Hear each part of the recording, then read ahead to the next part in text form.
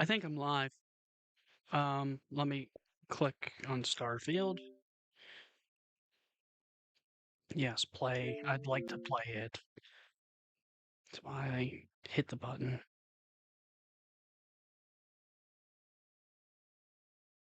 Let me check, make sure it's live.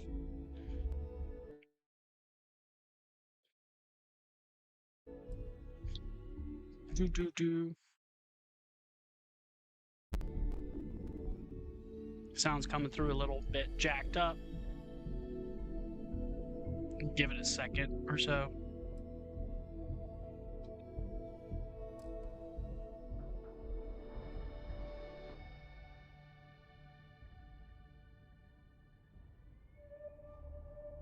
We're also going to share this out.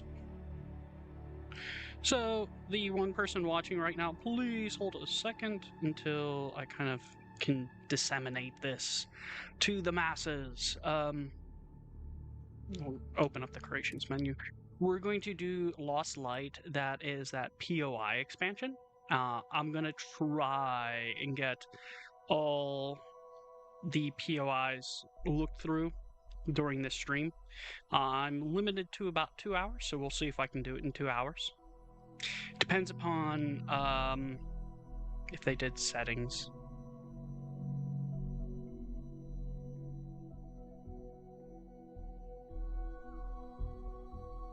But let's search for it real quick. Hello there.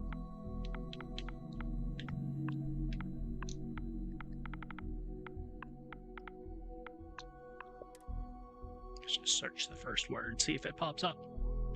There it is, 700 credits. Amazingly, that happens to be my bank right now. Boom. Purchased. Downloading. It's enabled. Let's skim here.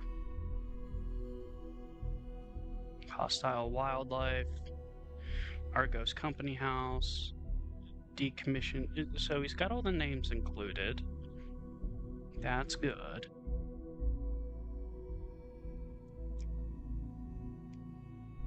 So let's judge a book by its cover here a little bit. So we have Lost Light. That's the title of this. I like the alliteration, but from a marketing standpoint, that doesn't tell me anything about the mod. If I was going to offer suggestions to the mod author, it would be put a hyphen after Lost Light and then put the words POI expansion so people know what they're getting. Otherwise, this can just get lost in the kind of lost in the shuffle of creations. That way you have the alliteration there, Lost Light, and then you also have kind of like a descriptor that tells people what they're getting. Oh, wait. Maybe I am judging too harshly because it looks like he had POI expansion on the cover of that. So I'm judging too harshly. But let's wait for my mods to load and then we'll get into this. First thing we're gonna do is check the gameplay settings to see if he's done anything similar to what Mad Monkey has done for Forgotten Frontiers, and added settings to adjust the spawn rate. If he has not had any settings, we might have a difficult time finding these. But how's everyone doing this afternoon?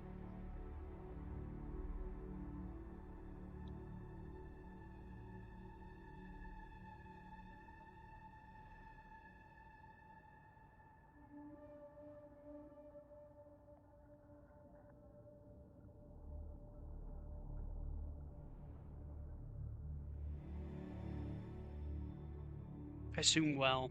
I'm running an interesting poll on my posts, basically asking the what generation do people belong to that use mods in Bethesda games, and it is producing some curious results. But the results I kind of expected, and I've noticed this with my viewer demographics. It looks like Gen Z and Gen Alpha are kind of the lowest besides baby boomers, which baby boomers is to be expected. I do not expect a lot of baby boomers out there to be modding up Bethesda games, but it seems that the modding community is heavily dominated by millennials and Gen X. I mean, very heavily dominated. And it's kind of concerning, that huge drop off from millennial to Gen Z and Alpha. Like what is kind of causing Gen Z and Gen Alpha to not stumble into like the modding world and like game customization.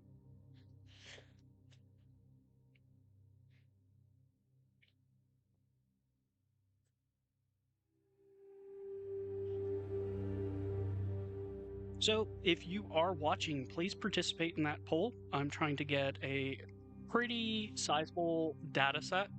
I'm going to post the results to Reddit and kind of ask Reddit's insight on that, and then I'll probably produce a video on that. Yeah, because like it's a rather concerning drop off. Like, does modding die with the millennial generation? Do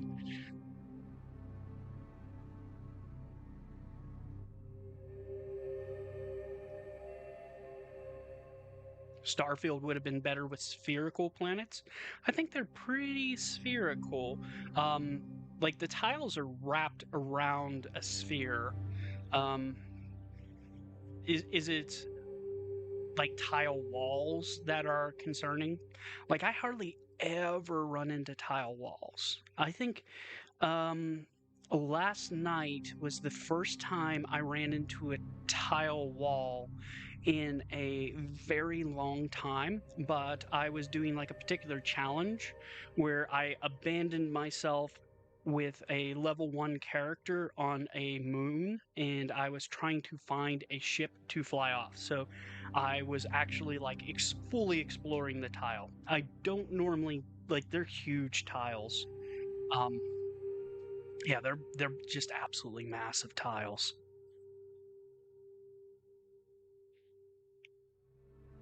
Like I know people would probably want to like circumnavigate a planet and go all the way around it. But like how many people, far as the eye can see. like I can travel pretty far in that direction right there before I would hit a tile wall. Can't see very far. Okay, so we're loaded up here. Let's check the settings.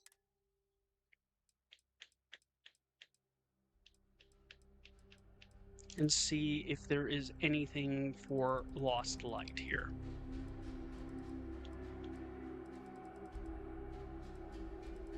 Got some Xenomaster stuff. Starborn Among Us.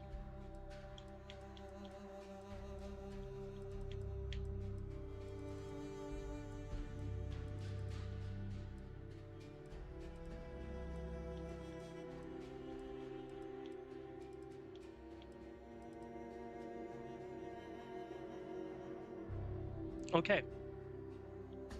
Rare. So he has it set at standard rare. So he has two settings, rare and common. Let's go with common.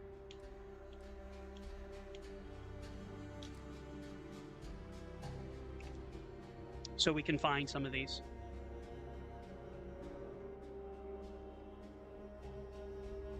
Oh, yeah. There's a lot of give and take with like that aspect of being able to fly from space to planet surface. Just with how the game, like how the game engine handles it.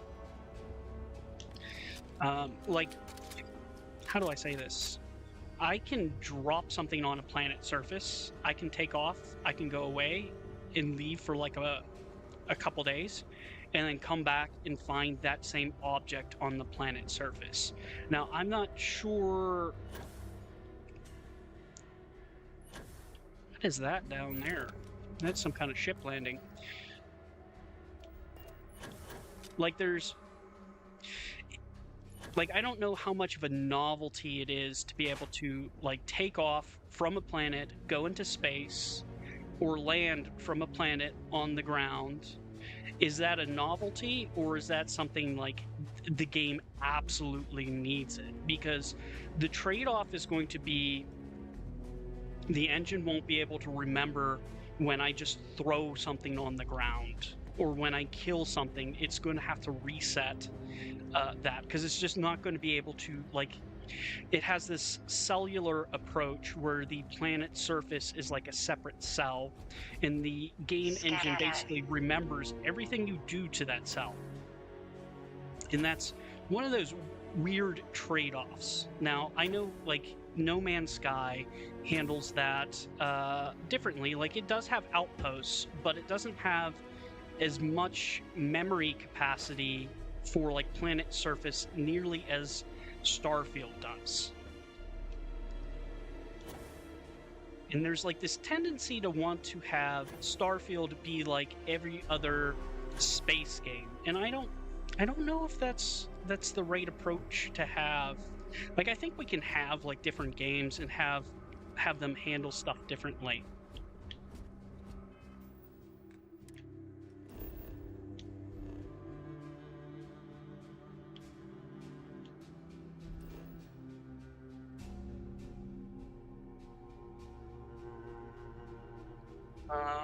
Outline security station. Hold on just a moment. That might be one of the points of interest from this. Let's check.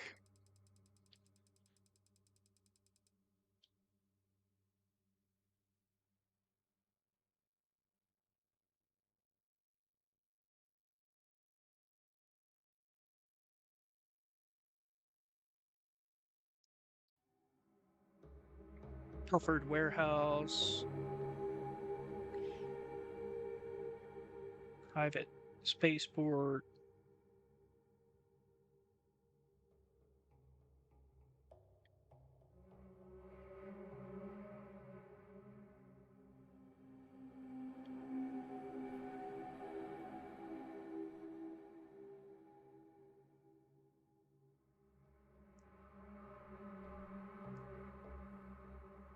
Okay, I don't think that's one of them.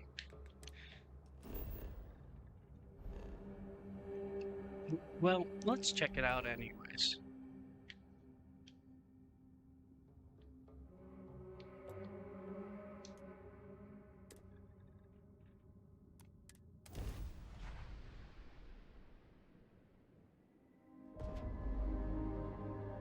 It kind of like the whole, like, taking off and landing from planets, it really reminds me of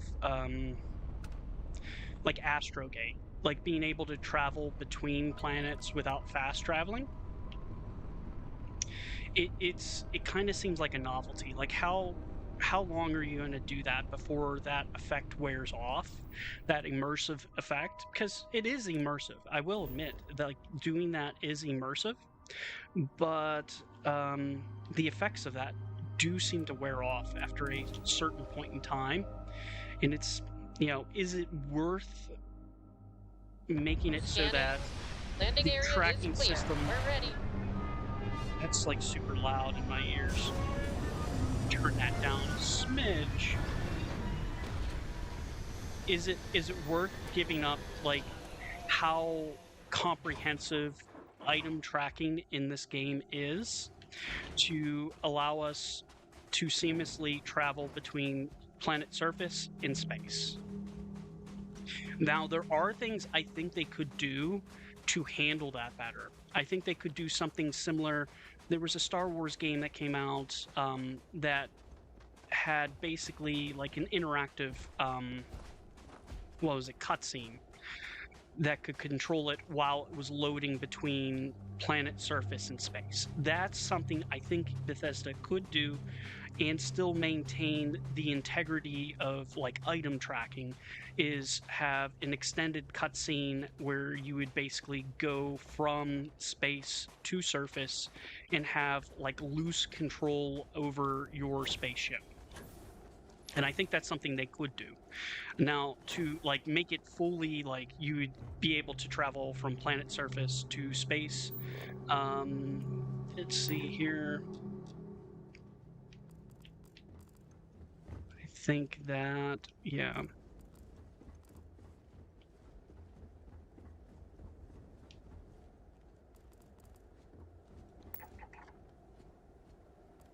Unexplored. Unexplored. Far-flung fortification. And then there's something way out there.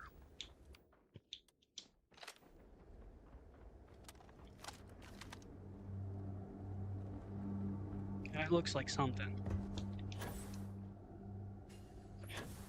Yeah, I think that if Bethesda was going to do something to allow for like takeoff and landing, it would probably be best if they approached it from like this, trying to make more of a like an interactive cutscene taking off from planet surface to space, and then vice versa, going from space to planet surface.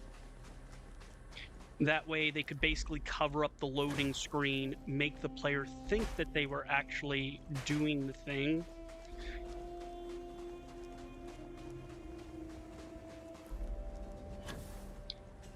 Well, you can kind of fly in the sky. I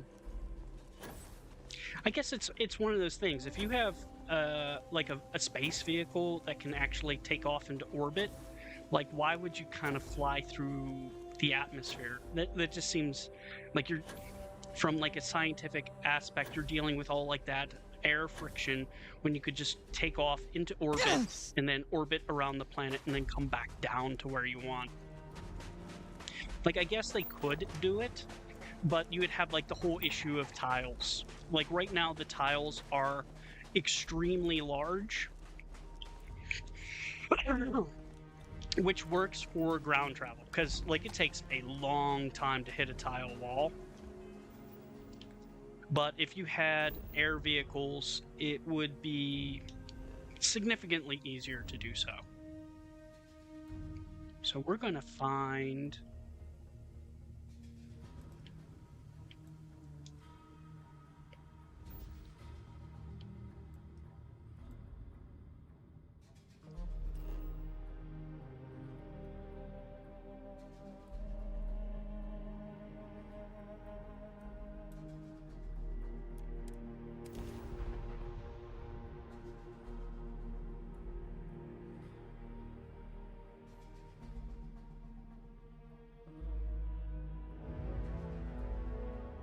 Yeah, it comes down to a lot of convenience versus immersion.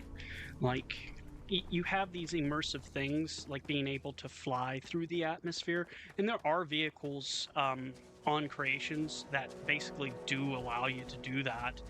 I myself, I don't use any of them because they make the tiles feel significantly smaller when you do approach that.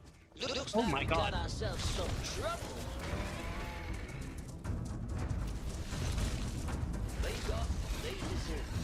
Yes, I did.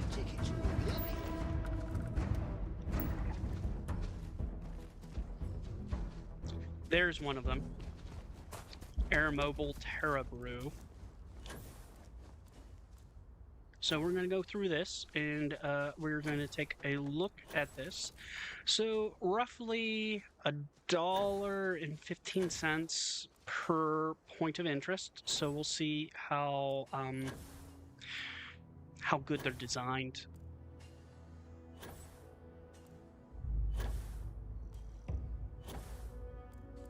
And it looks like most of these are tied to planets that have breathable atmospheres.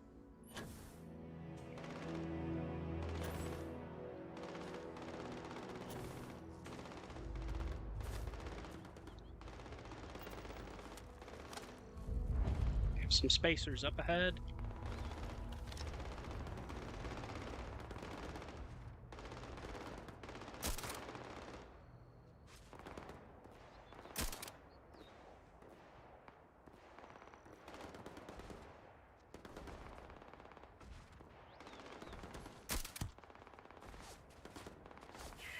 A lot of spacers. There's something not quite right about this place.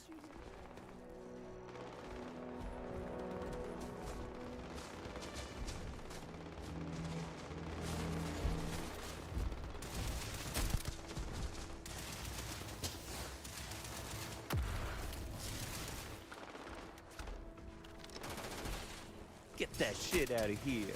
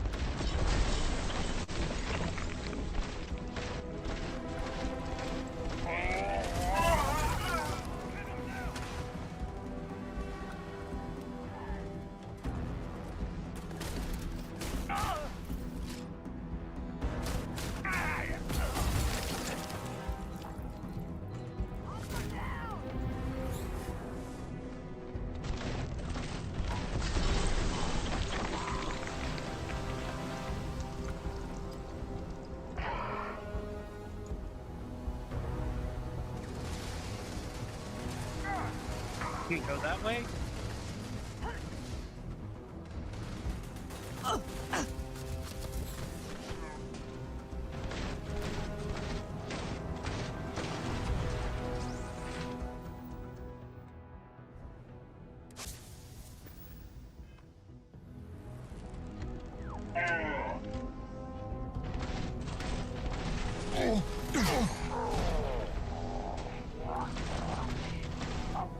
We need to switch to a better weapon quick.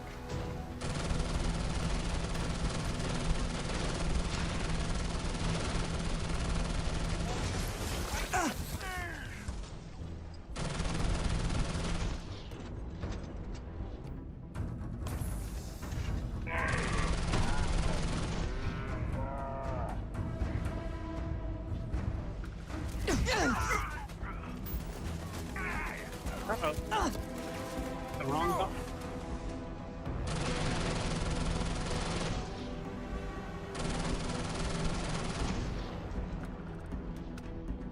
Turret placement?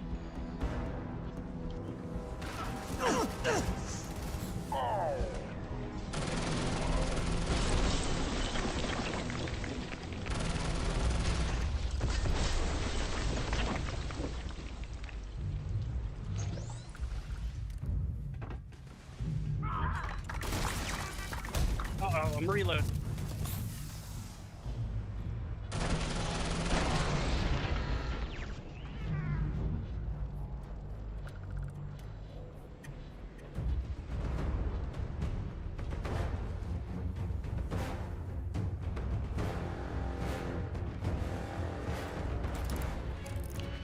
We'll unlock that later.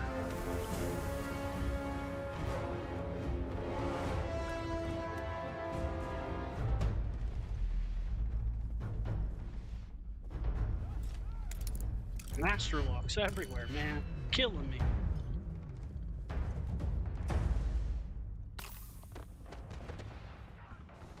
Cuddles, you need to get out of the doorway there. Thank you.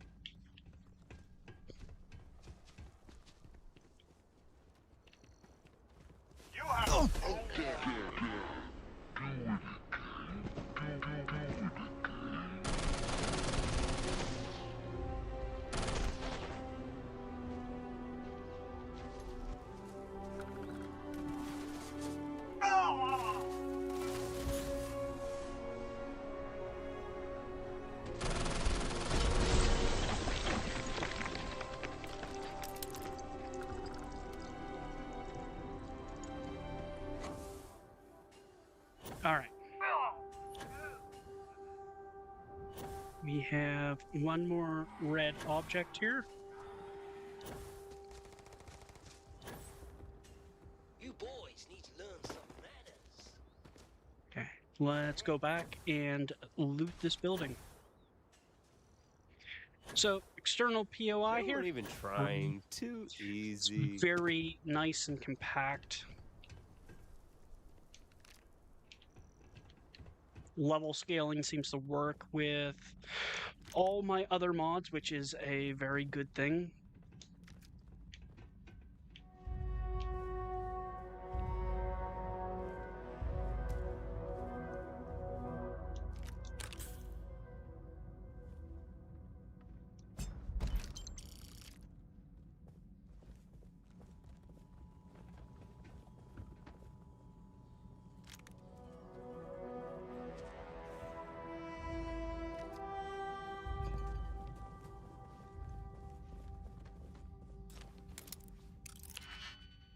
Not a huge fan of the master locks.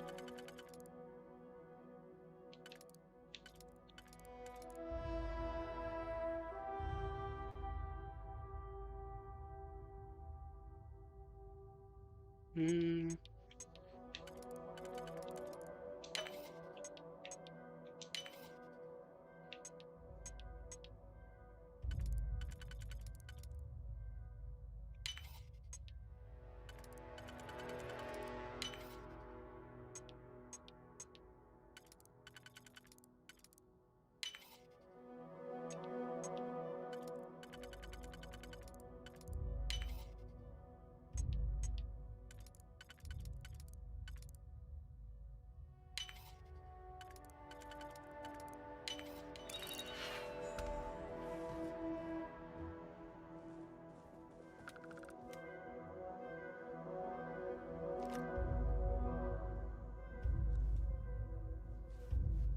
Balance. Some decent loot in here.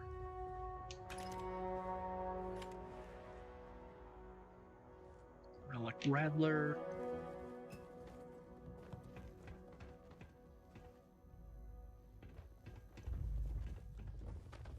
Clutter looks nice, same with like the design. Do like the layout. Very interesting layout.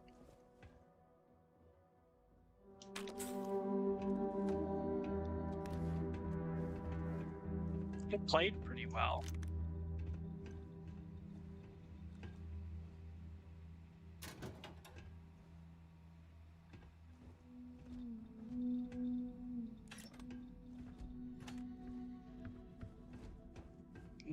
Definitely smaller than something from Forgotten Frontiers.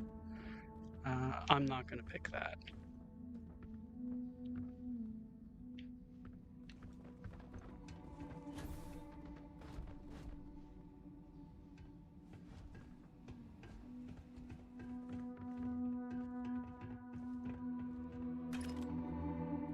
Hey there, Sweet Pea, how's it going? I have to pick up your mod. You're not taking me out! I forget what it is. It's like something spaces. Combat mode initiated. I'm looking at it earlier, and it has a bunch of furniture I want. I might do a twofer mod review where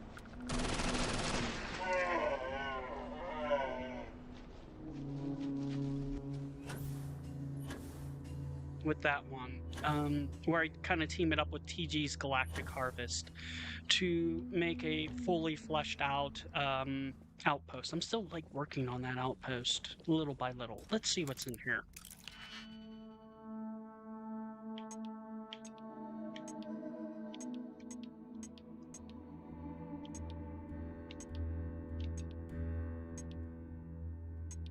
It looks like I have to use these singles to get in.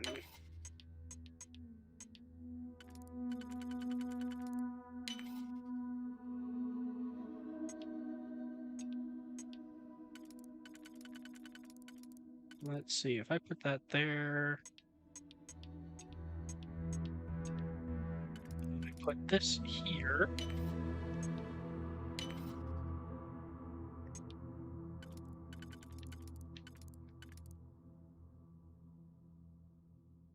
Yep.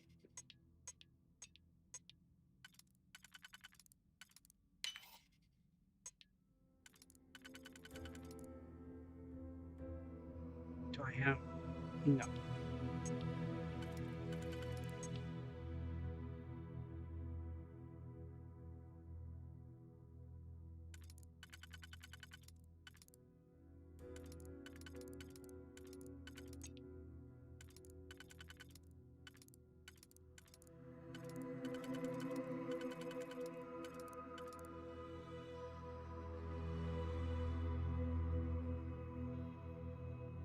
You know what? I might do that since you have stuff in there that's meant to go with it.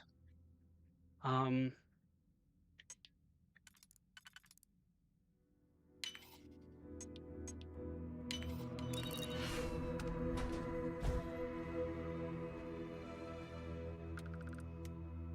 all right.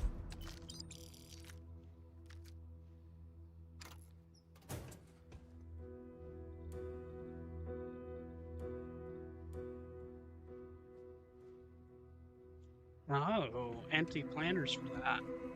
I think I'm probably going to pick that up tonight and work on. Oh my God, there's two big chests in here.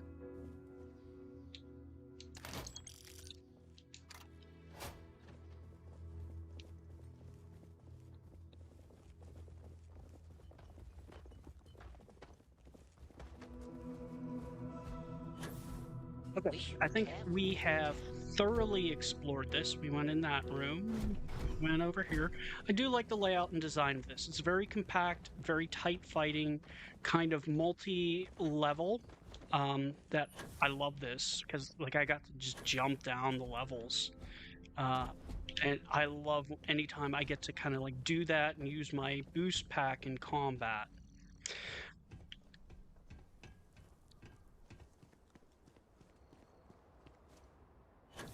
I've been playing with Galactic Harvest, been kind of enjoying it. Took a little bit of a break. Let's make sure this isn't like a secret room. Okay, so it is, it goes in there. All right.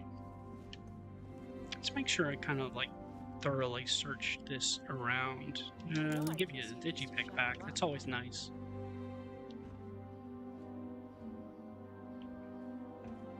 Yes, this is Lost Light. This is a POI expansion. I am a huge fan of POI expansions. I think the part of Starfield that needs vastly improved is the procedural generation. Do not think that the use of procedural generation is inherently bad. A lot of people have that opinion. I don't. I think it just lacks content. So anytime I see a POI expansion like this, I will test it out.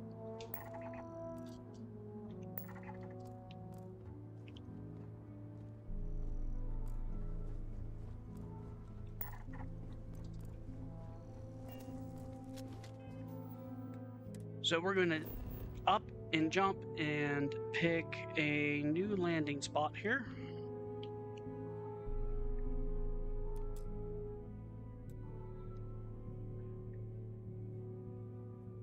I have a lot of landing spots on this planet. As you can see, I use this planet a lot.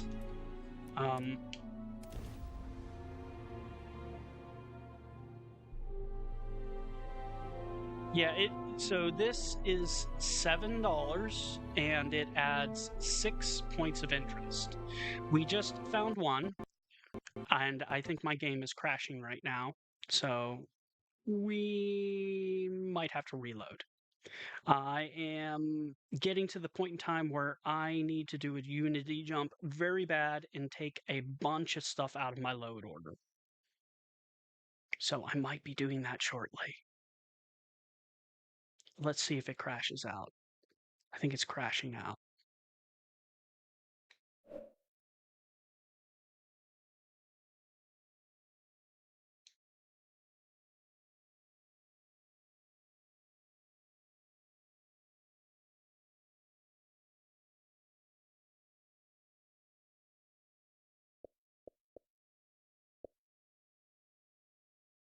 Are you crashing out?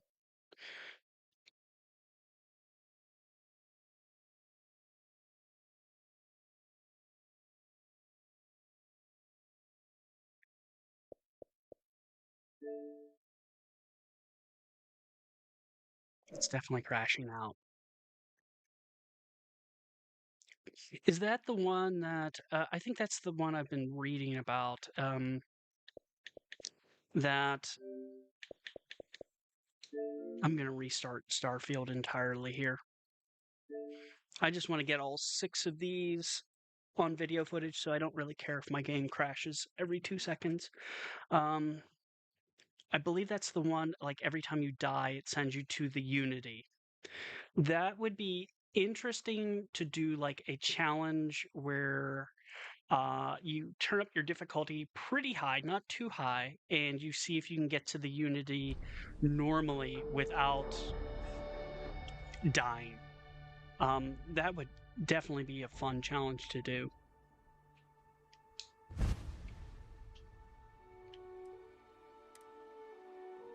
Let's see where the last time I saved was. And my game probably crashed. My guess is because it tried to autosave. My save file's becoming too bloated. I need to jump through the Unity. I think I have one too many outposts set up, and it's causing issues.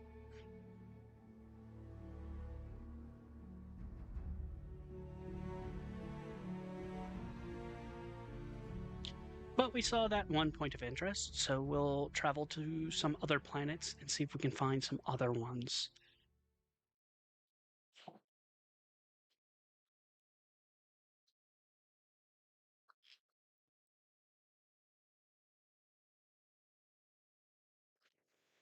And then I will probably cut a review out of this live stream. Maybe. I don't know. We'll see. We'll see how I handle it.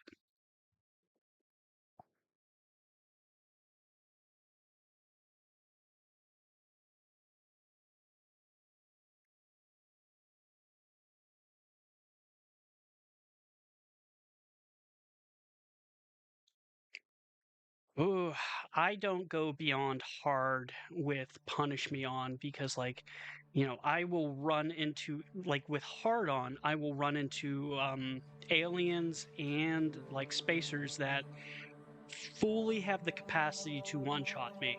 And I have to lean extremely heavily into like Starborn. Thank you very much. I spent a lot of time working on this avatar, about 30 hours, and then I tested it with my 11-year-old daughter to see if she liked it. And this is kind of a response to, if you look at my most recent poll on my page, you'll kind of see why I'm trying to kind of reach out to a younger demographic about Starfield and about modding in general, because you can see that there is a market, like, it's a huge drop off after like the millennials. Gen Z and Gen Alpha do not mod games. They want everything to be like basically I just play it instantly and it is the game of my dreams. So I'm trying to figure out how to reach a younger demographic and get them interested in mods. So I spent about 30 hours mastering software that was in Japanese and crafting this, and then I tested it in front of my daughter to see if it held her attention. And I did like a very basic intro playthrough, and she actually paid attention and laughed and enjoyed it. which normally, like if I did not have the avatar, she would be bored out of her mind, bored to tears, like, please let me watch something else. Yes, need something? Let's see, far-flung fortification.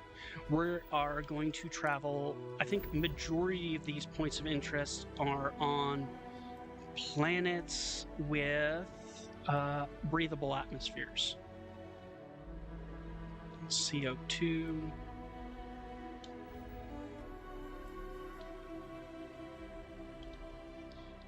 So there's actually a planet here we can go to.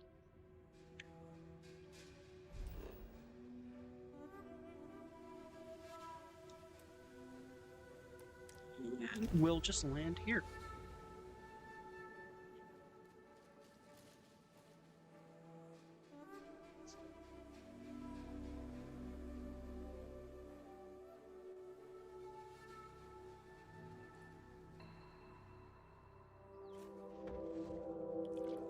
Okay, let's see what we can find.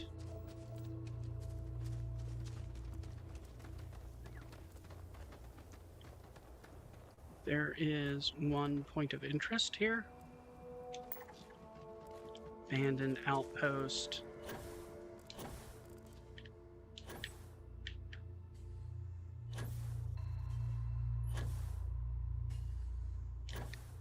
Those look like lakes.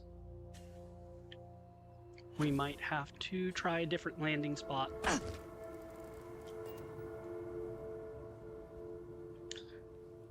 Surprisingly, it's turning out to be millennials are in the lead on the poll, but Gen Z is actually pretty close.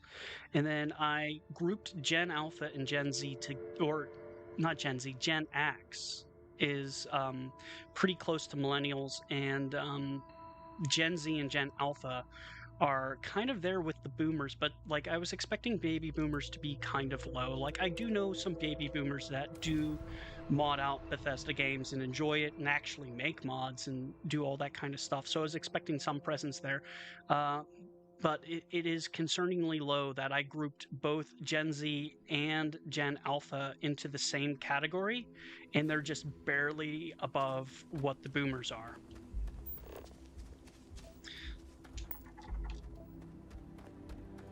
And we are going to be trying to figure out why that is and what we can possibly do to reach out to younger generations and let them know about the fun of modding. I think a lot of it stems from not like how easy it is to be entertained in our modern society. Like you can just pick up a very polished video game or flip on to shorts and be entertained rather quickly.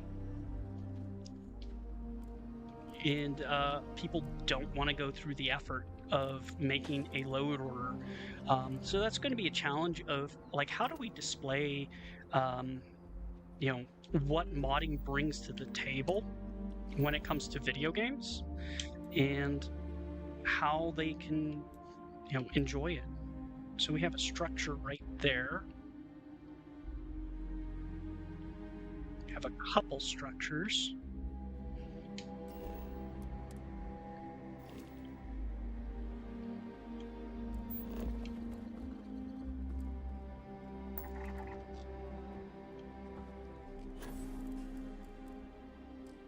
It's a collapsed mine.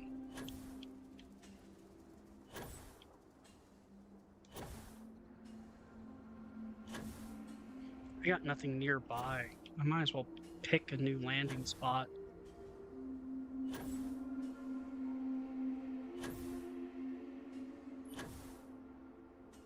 Maybe I'll pick a new landing spot because there's nothing close to me.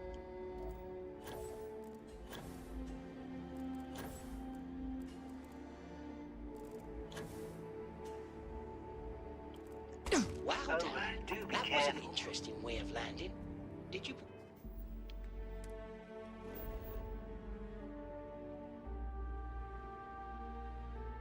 Let's see. It's a swamp.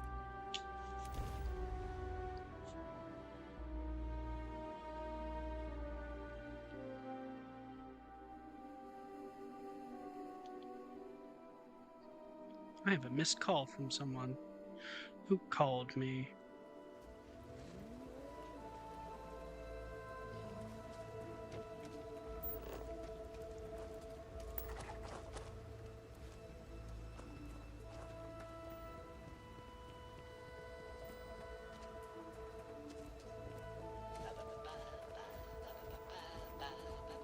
Yeah, I think doing interesting, fun, entertaining things does help, but like I guess one of the things I would say is my observations in how my daughter consumes video games.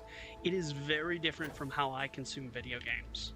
So, like when my daughter plays video games, it's usually after she's watched live streamers or clip shows play games, and she sees something she wants to do, and she'll pick up like Minecraft or Roadblocks and kind of imitate that. But it's usually prompted by like social media before she even abandoned robotics. Bobkiss. Nothing.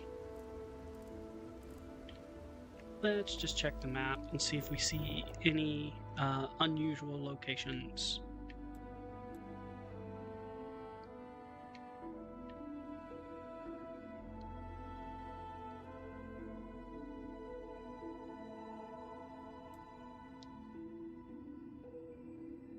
That looks like a possibility.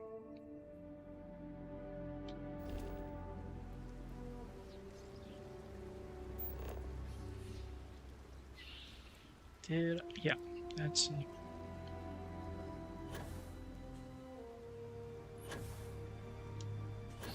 I keep my daughter off social media as much as possible. Like she doesn't have social media accounts. She doesn't have like a Facebook or an Instagram, but she does watch like kids YouTube and stuff like that.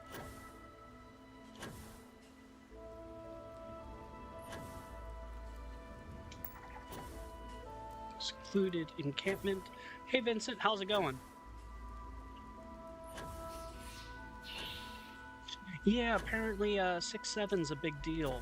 I believe it's like the height of someone.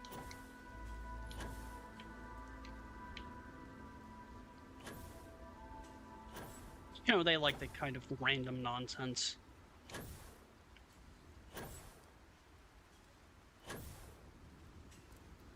Okay, let's see what this is.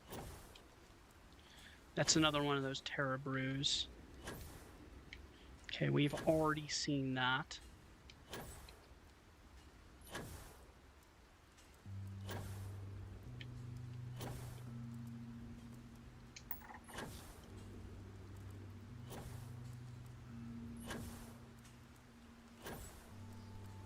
It's a storage site.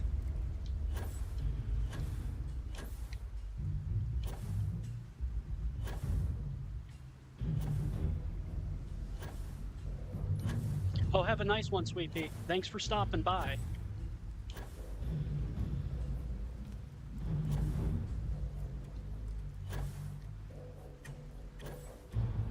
What is that? Way over there. That's the secluded encampment. I think I'm going back to my ship and I'm going to try a different location. We found another one of those Terror Brews.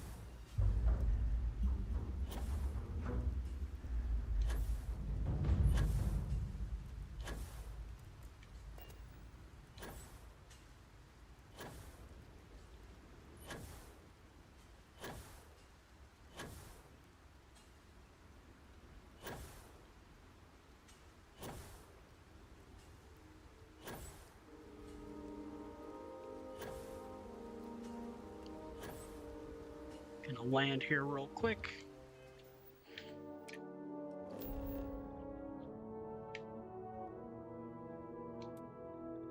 Deciduous forest. That might be a good location to check out.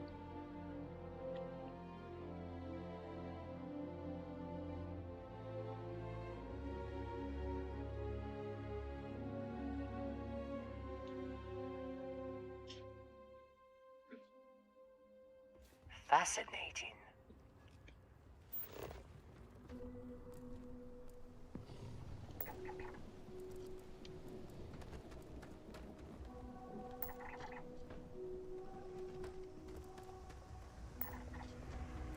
Abandoned mine.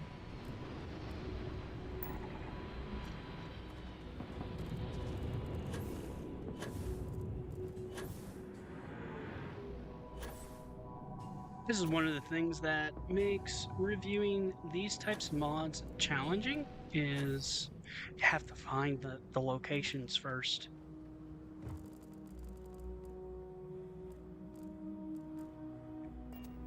So let's do something real quick here. Let's check the creations and just read through this again and make sure we know what we're looking for.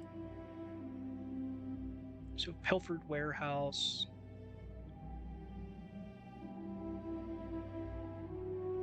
Spacefarer's Tomb.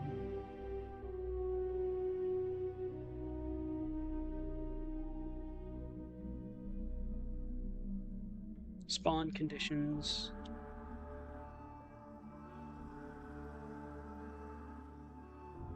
Not in icy or wet biomes. Argos. Spacefarer's Tomb. Bodies with a weak, very weak, or non-existent magnetic sphere. Requires a key card to enter, which can be found in the other locations. Okay.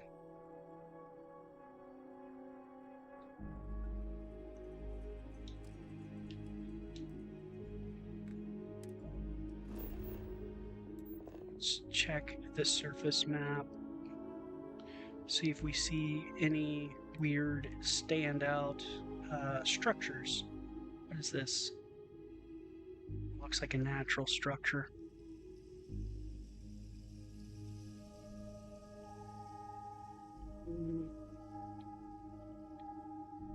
That's a pipeline.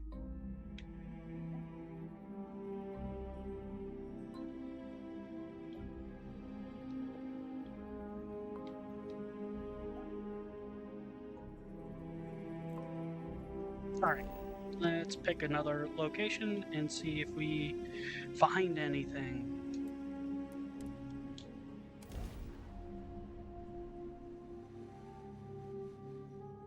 This planet should be good for finding stuff.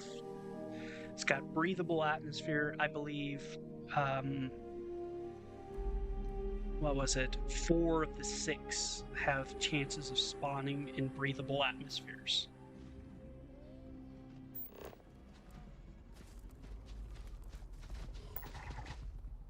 It's a watchtower listening post.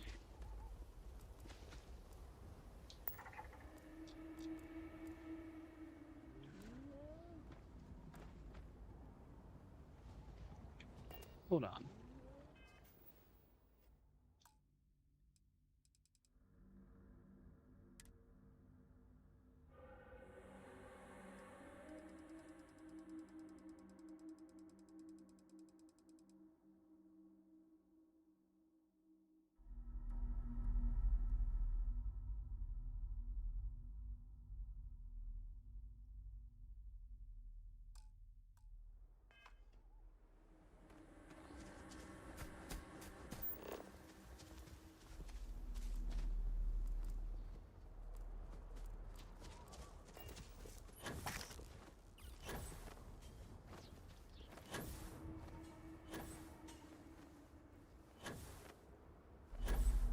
I think this is from Forgotten Frontiers.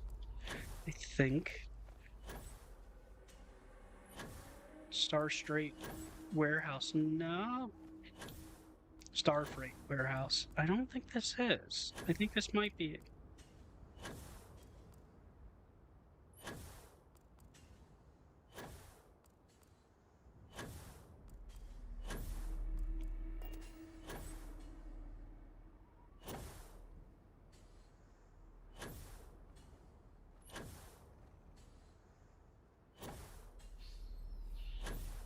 I think the name just doesn't correspond directly.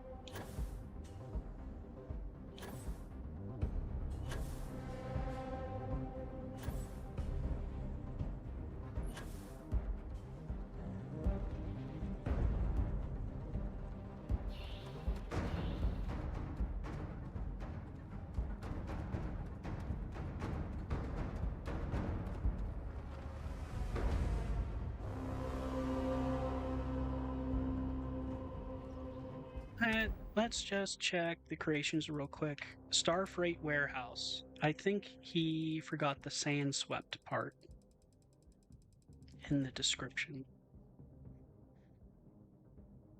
Pilfered Warehouse. Star Freight Warehouse. Okay. That's it. The description names don't directly correspond.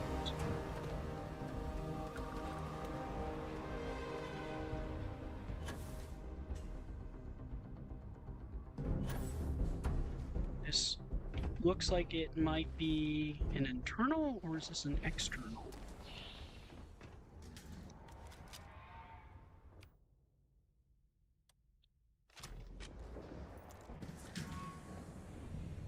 Oh, this looks boding. I like what he's doing here. We'll let him cook.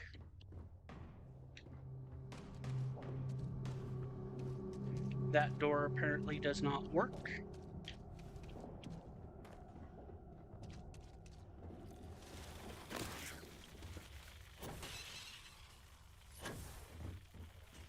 Too slow. What the heck are those?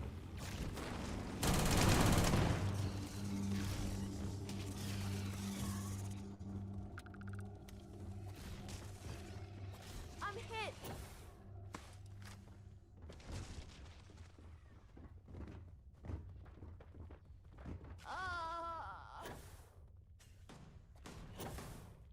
Watch it.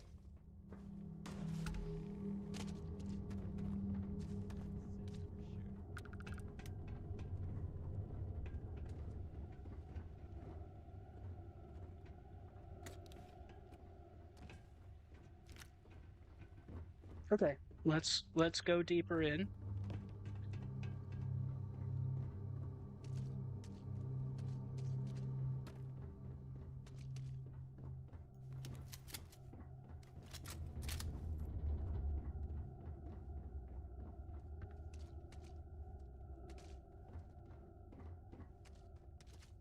Is this all there is?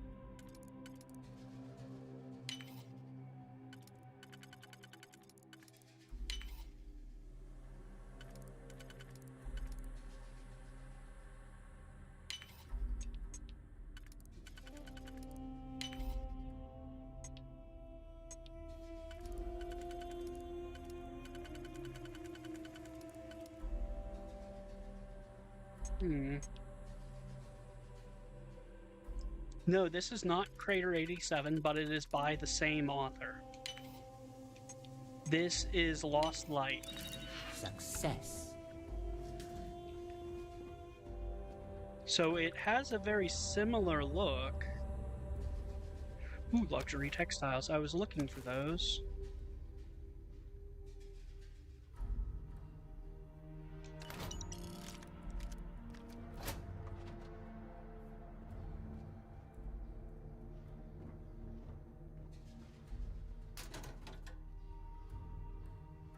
Some stolen artwork. Cuddles, you need to like move out of the way a little bit.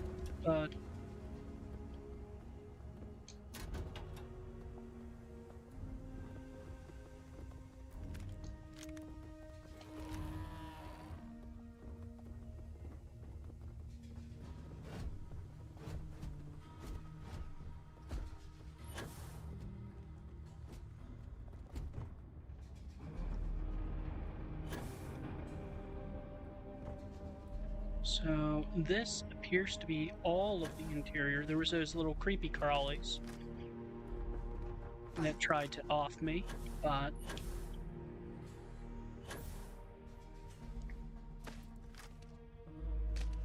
got past them.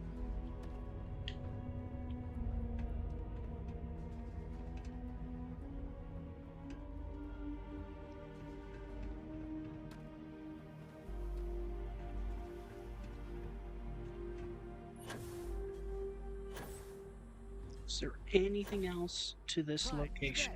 check. Well, there's those huts over there. See if we can enter those.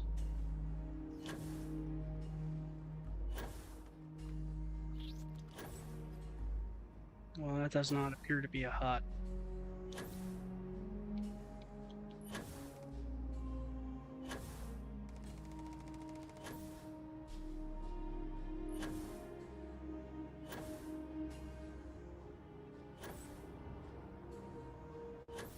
That seems to be all she wrote for this point of interest.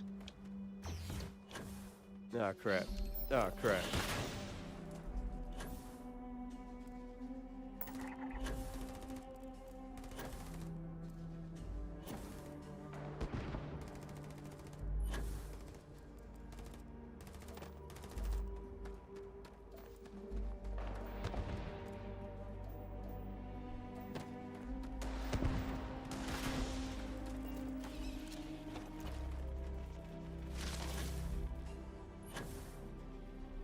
The bigger they are, the harder they fall. Bigger they are, I think he made that critter as tiny as he possibly could.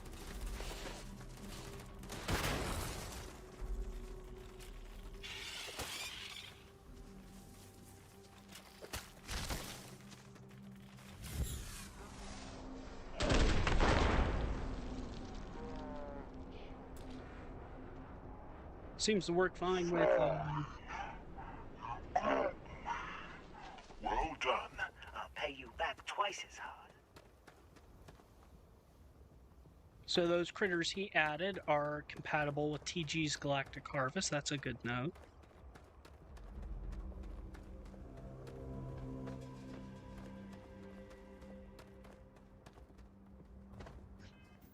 Alright, let's check out this tile and see if we can see any other locations possibly here.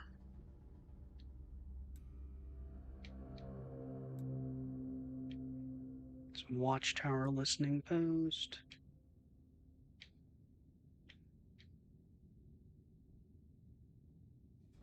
It's nothing.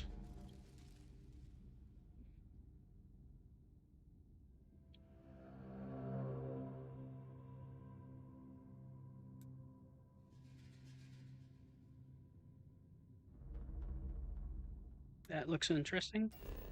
Let's check it out. It's this way.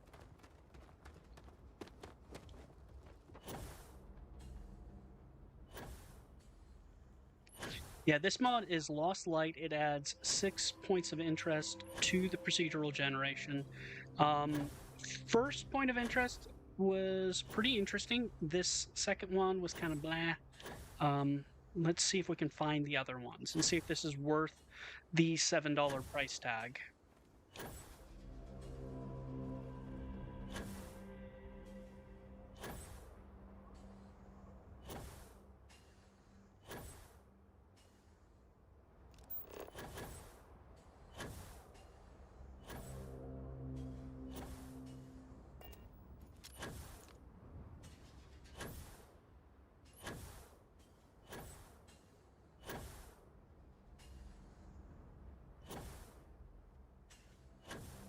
I'm gonna hit you with my jets. Ah, I missed you.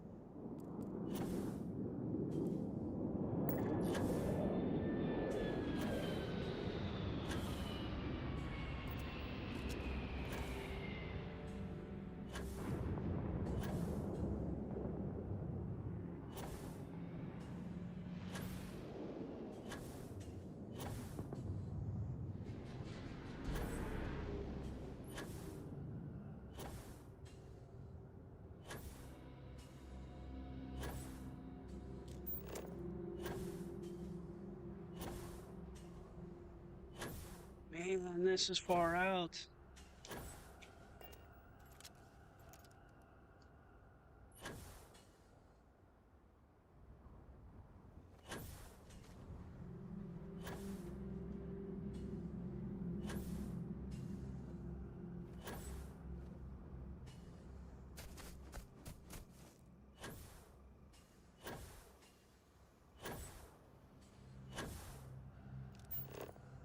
Okay, I can see it now.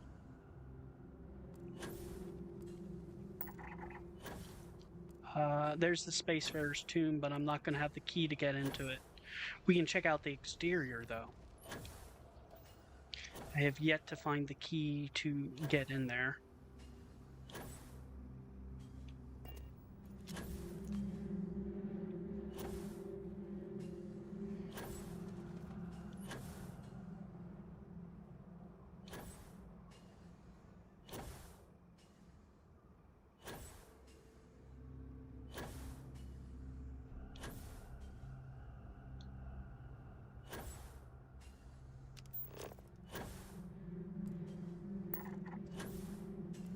Pipeline terminus.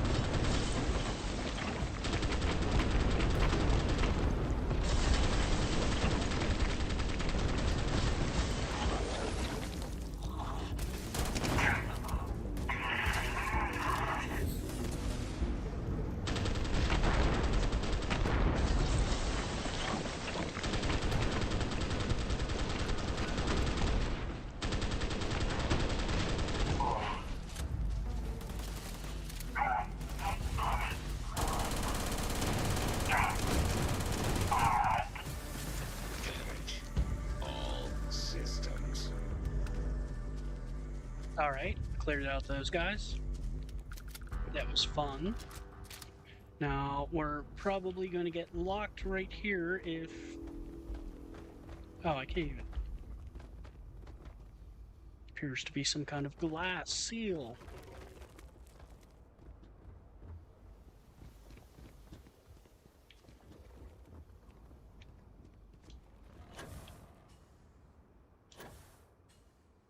See if we can find the entrance to this place.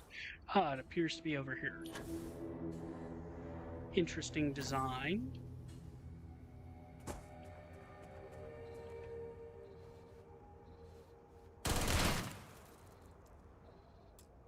Requires key.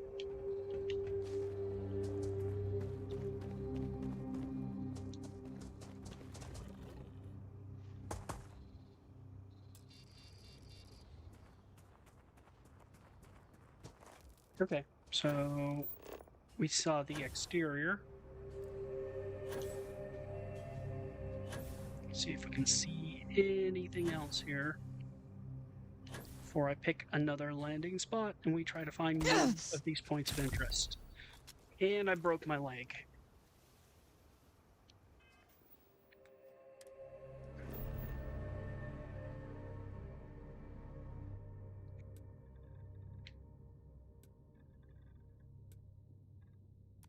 Let's try the Savannah again.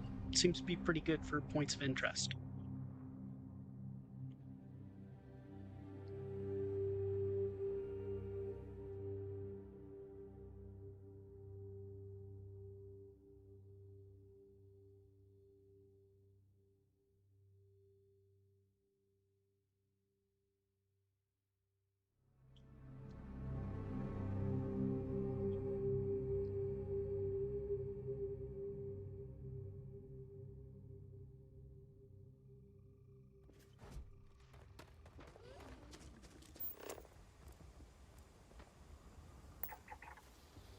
communication station. I believe that's a vanilla point of interest. Another watchtower listening post. They're everywhere. Another spacefarer's tomb. We still need to find the key for that.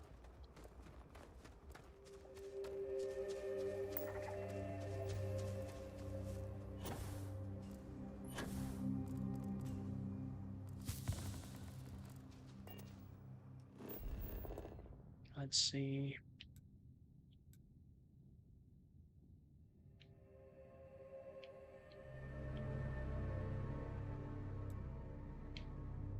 Watchtower listening post. Life signs. Let's see, does that look like... That does not look like any point of interest I've ever been to.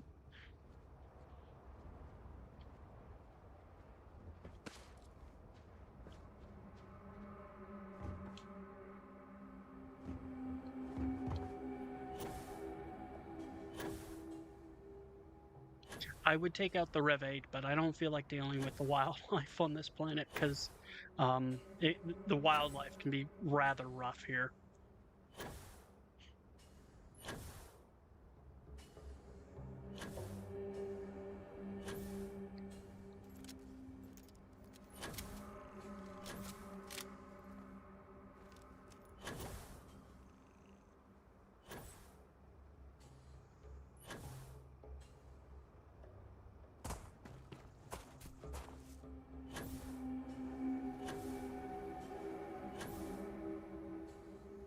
I am going to let this... We're going to keep on looking for points of interest till about 6 p.m. Then I do need to cut out at that point.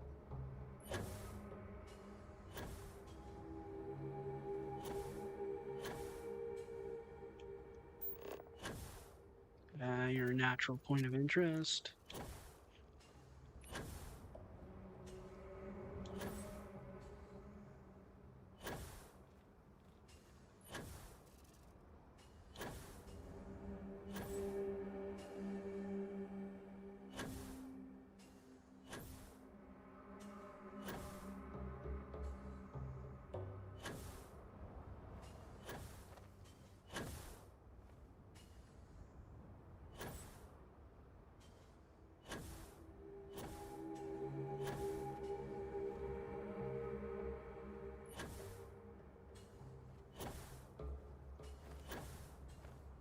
As I was saying earlier, the tiles are just absolutely ginormous.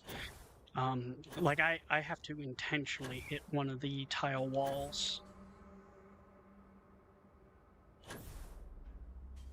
But if they added air vehicles, that would happen a lot quicker. It would make things feel smaller.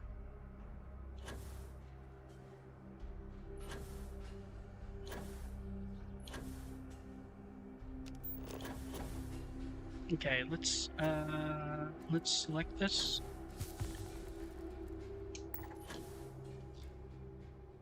Argos company housing, that's one of them.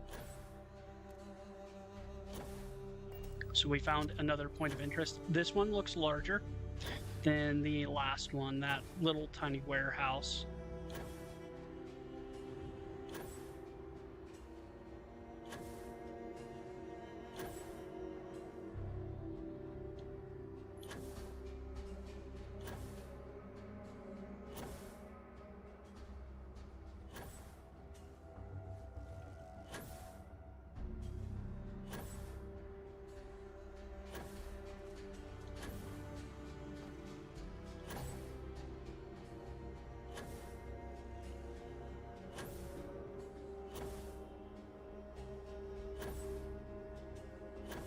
I think we're going to go in through the roof. Let's see if there's a roof entrance.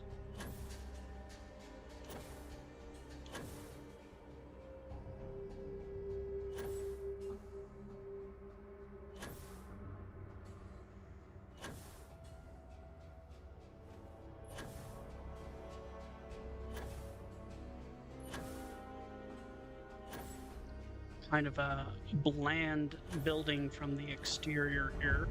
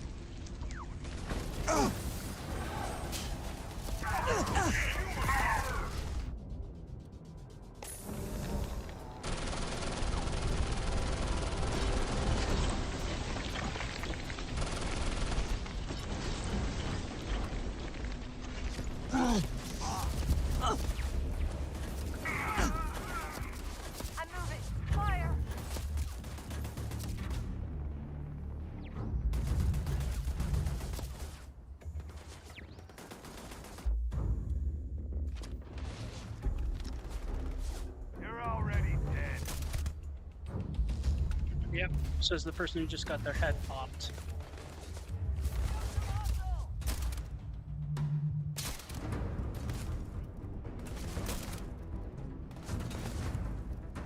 Fall back!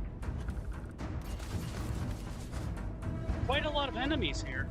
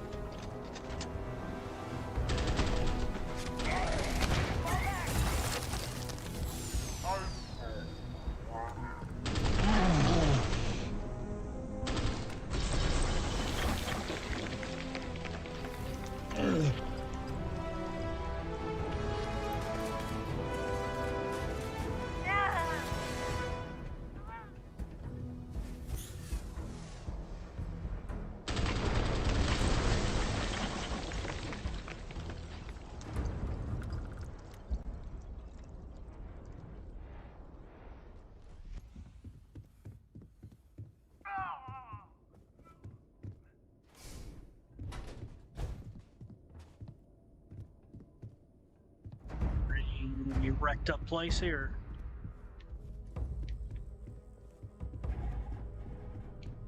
Definitely spacers living in here.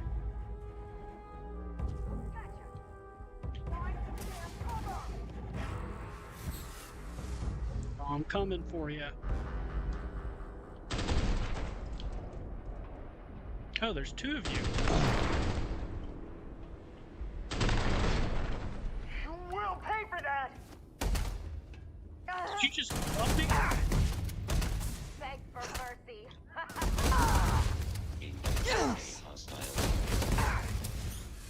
I gotta reload. Let me reload for God's sake.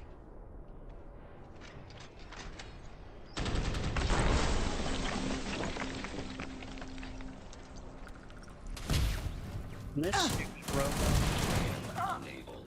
Repair not possible.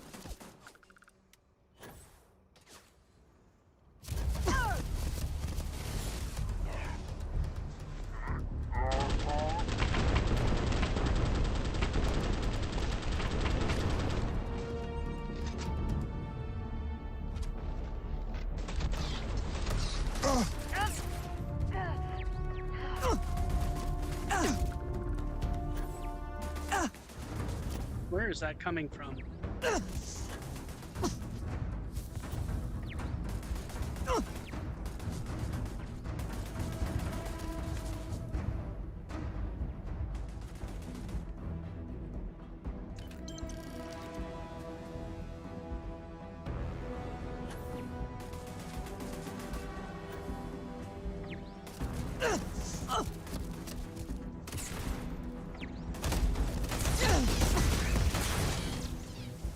In my butt, I could not see you.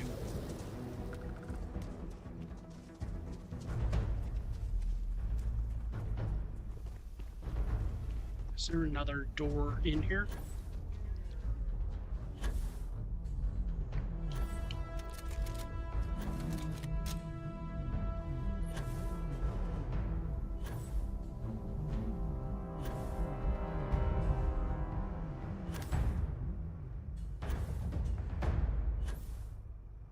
Never show your face around here again.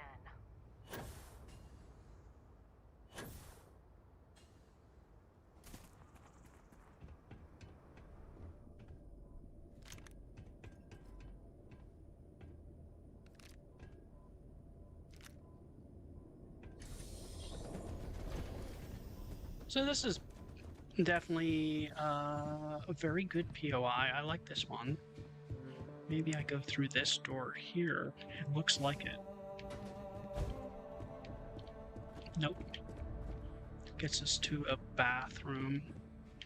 Well, let's check out, see if he hid anything in the stalls here.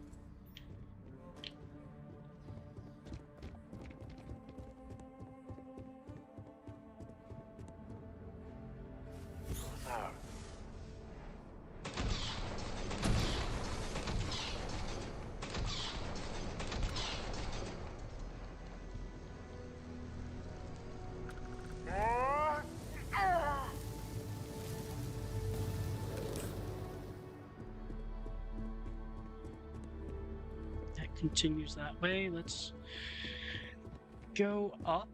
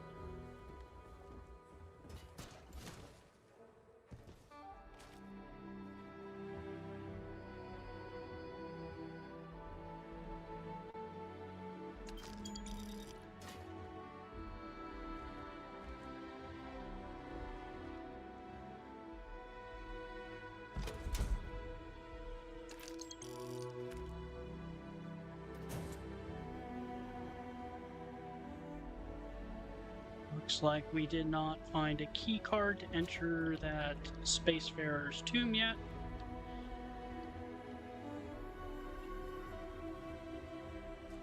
Might take a while searching through these points of interest to find that. Especially if he, like, hid it somewhere.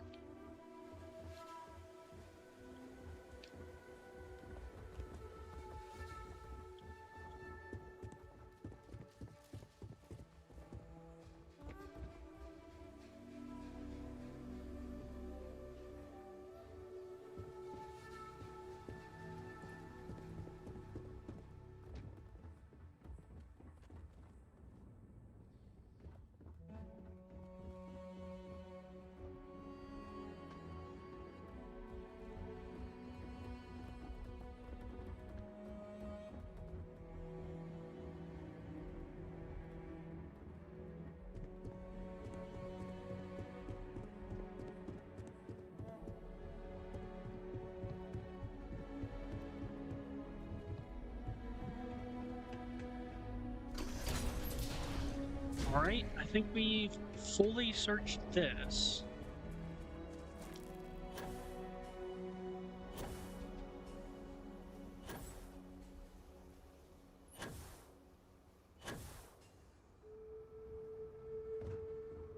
See if we can find any more locations from here.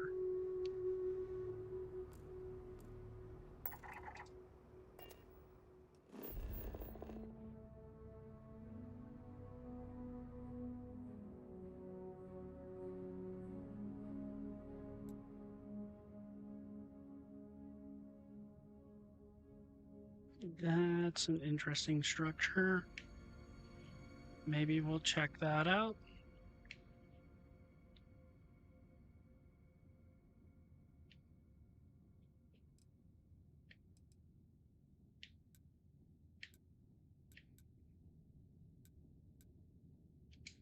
Let's go back to the landing area.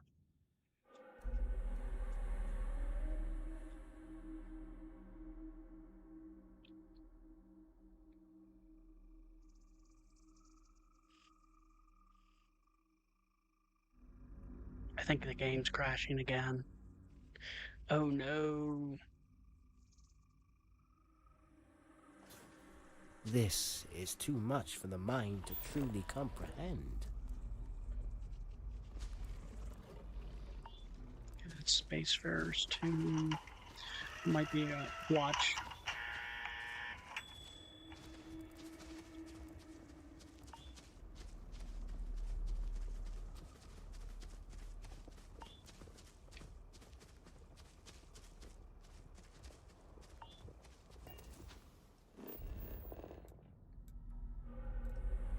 I think that's a watchtower listening post.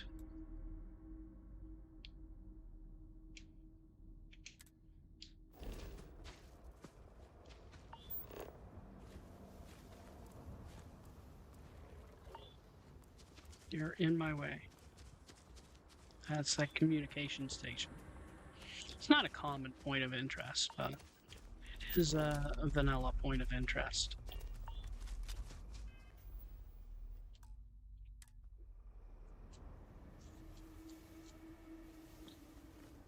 Alright, we're going to pick a new landing spot. Let's do something in the daylight and not mountains. Yeah, let's travel there.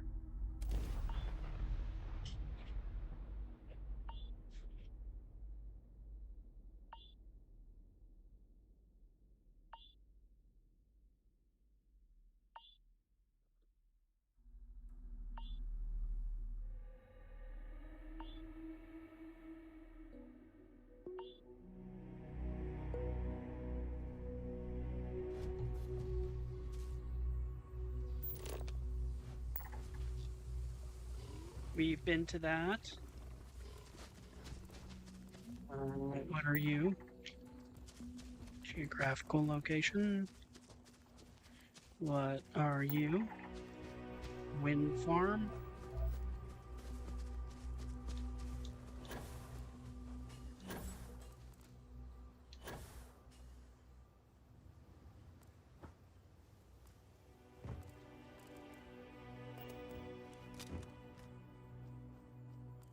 Let's check the map and see if we see any interesting locations.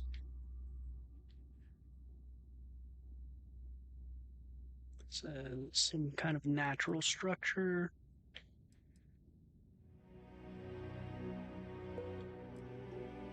Well, that appears to be a very interesting location.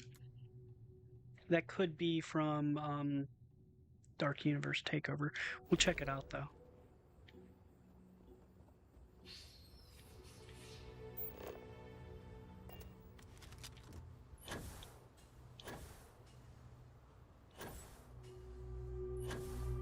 I think it might be from Dark Universe Takeover, but we'll see what it is. See if it's what we're looking for. Might as well scan this while we're at it.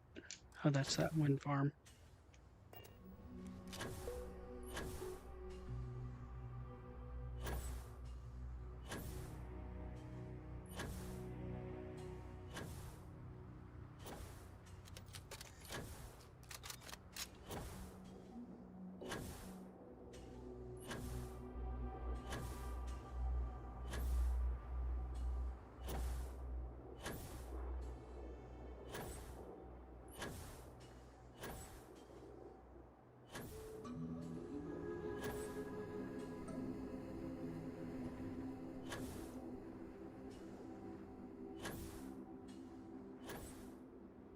Make sure all my weapons are loaded while I'm traveling.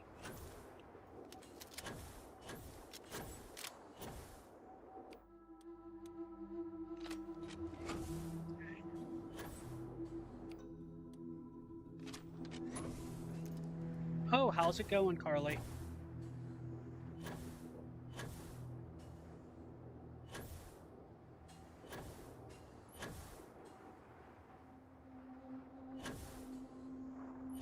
We are just here testing out, what is this called? This is like Lost Light. It is a POI expansion, so we're searching different tiles until we find all of them.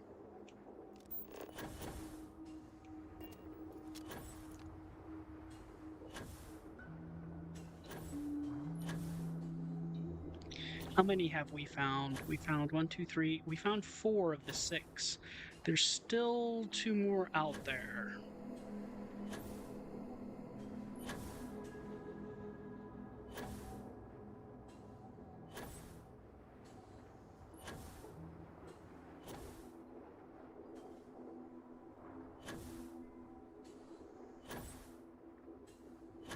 So far, I like some of these points of interest that Karakos made, but I still think Forgotten Frontiers 1 and 2 is better in design, layout, and like clutter.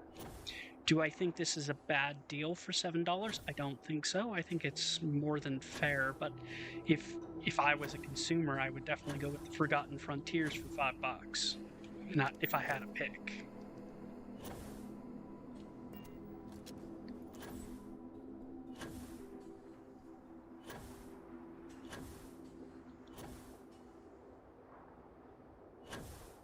I guess I am a consumer. I do consume a lot of mods. Can I see that? No, I'm still too far away.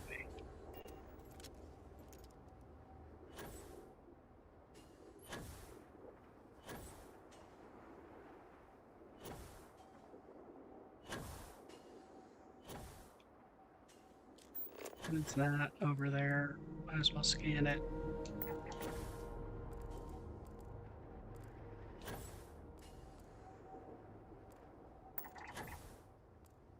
Science outpost.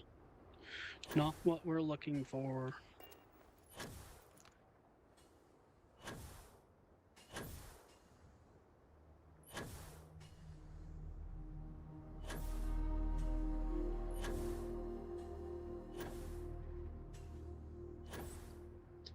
But the points of interest do seem rather challenging. That's a plus, and they do integrate well with my gameplay overhauls. That's also another plus.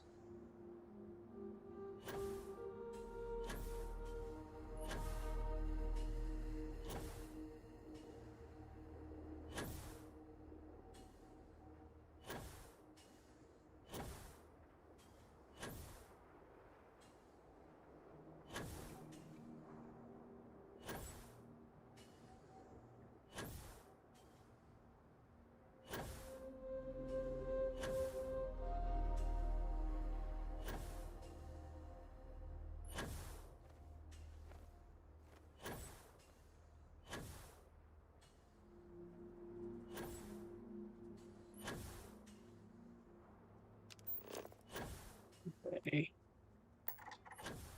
Ah, okay. This is another one. Tech Datu Fortification. We'll see how challenging this turns out to be.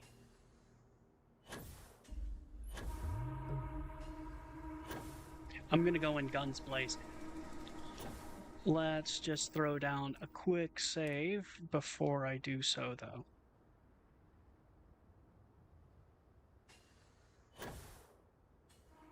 Just in case I die.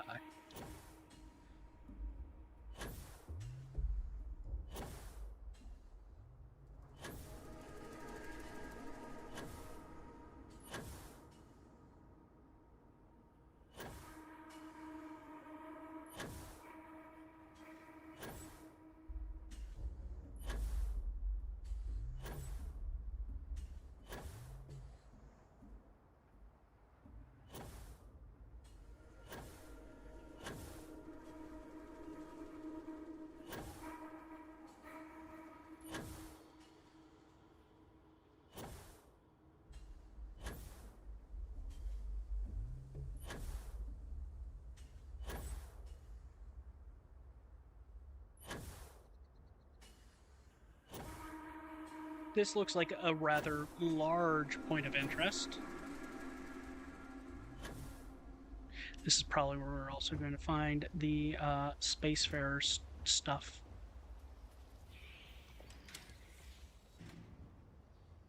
Ooh, and it's filled with maggot maws.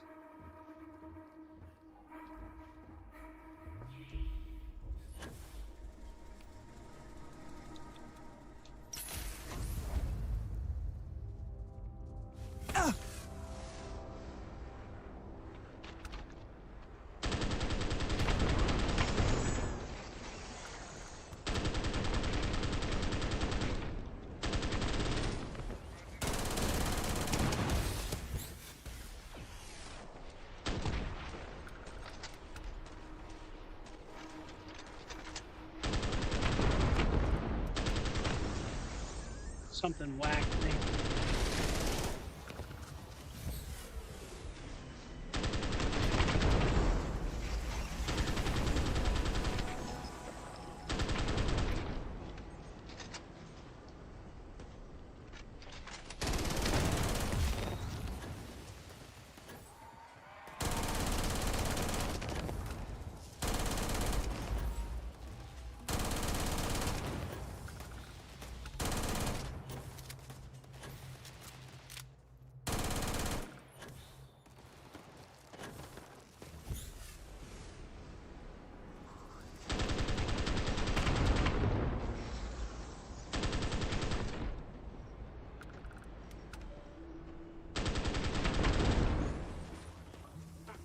I never saw that coming.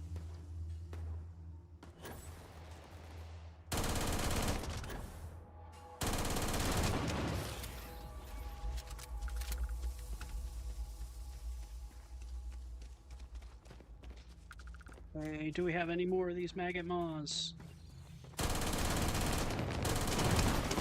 We're done here, I think. Got a couple more going.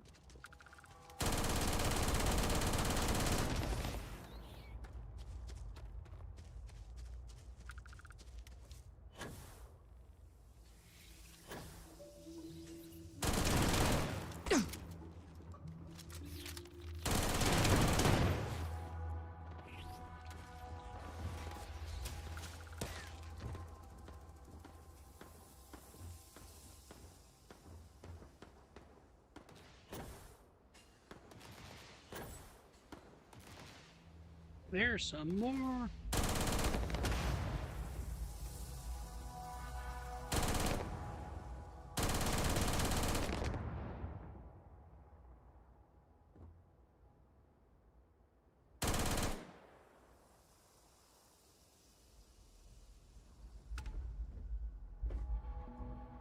All right, we're going to go inside and see what awaits us inside. Interesting door choice there. We also seem to have another door there.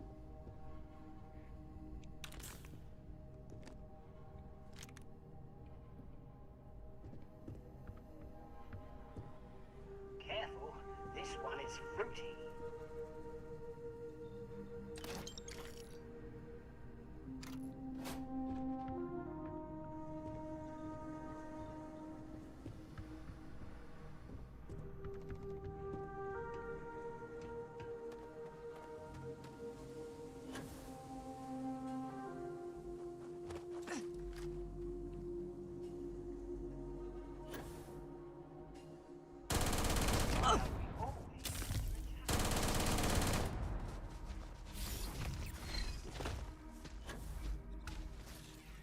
Can I get into that area? Oh, it looks like there's a door up here.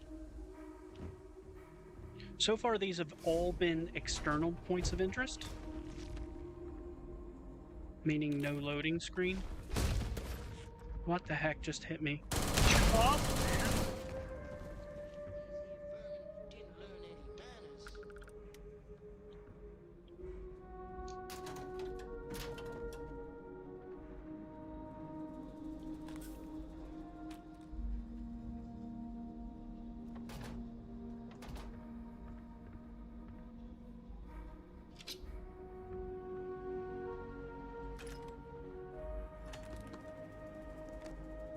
All right.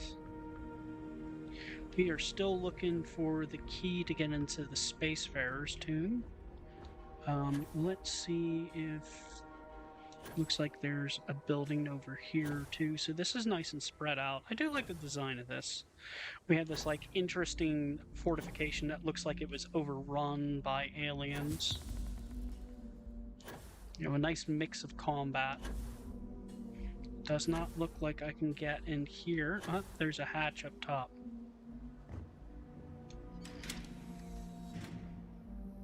We got a bunch of skeletons in here.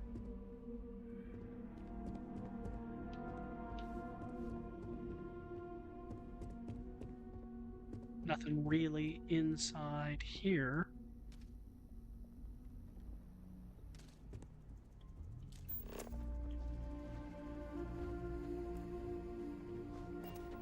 Creature pile.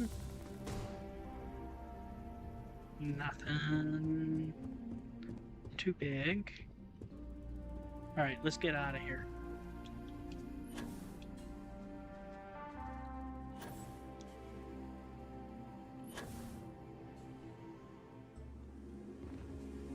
Another chest.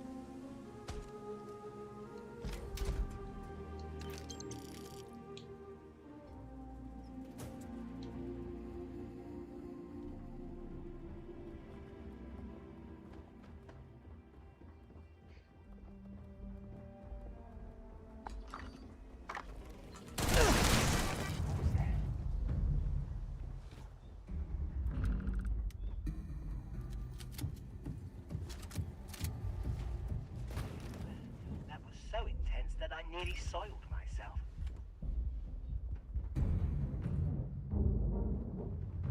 Hey, Backbone. Thanks for joining the membership.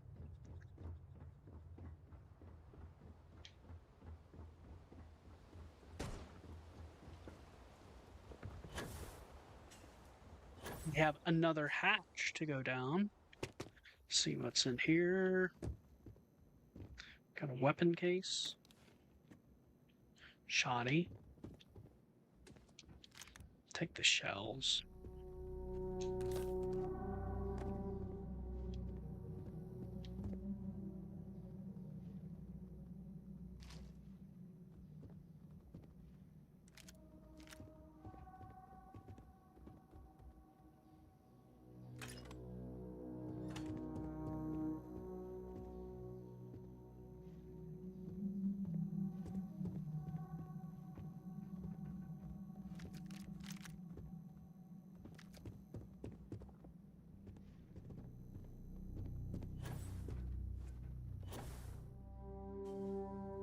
Let's see what's over at this building.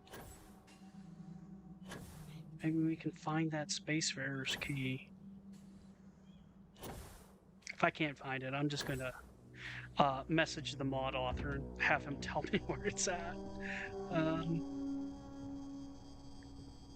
And I will produce like an actual proper mod review of this.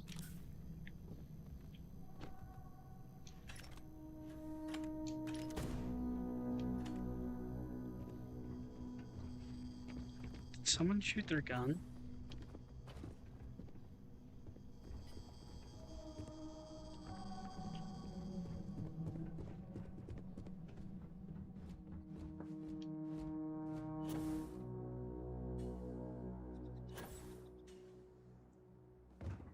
Okay, this one looks like it has a proper door and I don't have to enter the top.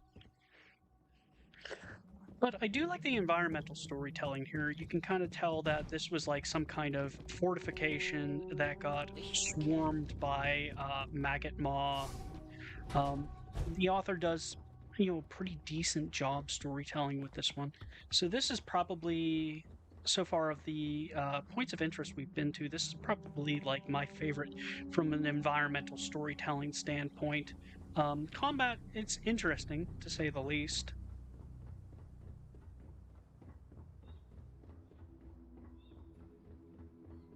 Some of the others had a little bit more challenging combat, though. Okay, I think we've fully searched everything. We went through that. We did not find the Spacefarer's key to the Spacefarer's tomb. I have a feeling I am going to have to message the mod author for that, because if he hid it somewhere in one of these points of interest, it could take me hours to find.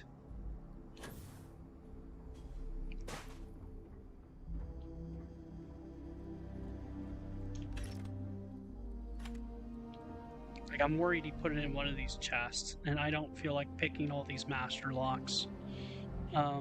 Let's just for funsies, we'll pick it. Auto slot it.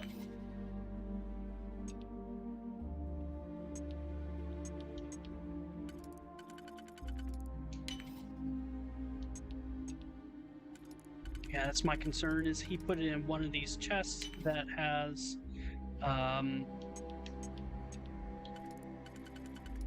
master lock on it. I'm really not too apt to the lock picking mechanics.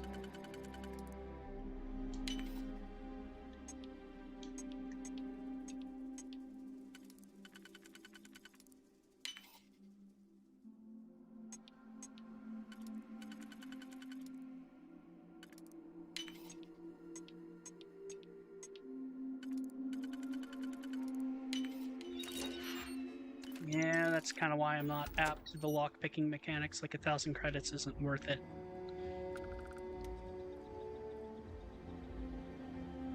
Okay. Let's just do a quick scope out, see if we can see any other points of interest from here before we pick a new landing site.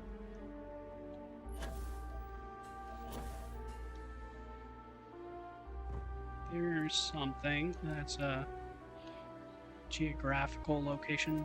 Let's check the surface map, see if we see anything interesting.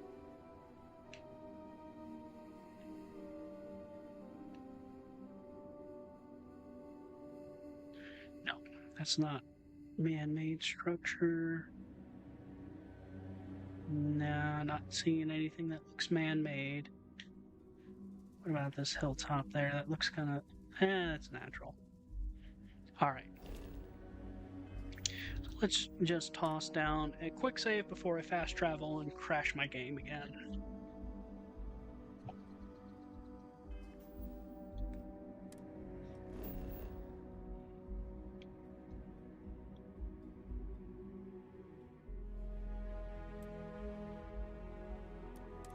Let's try Deciduous Forest again.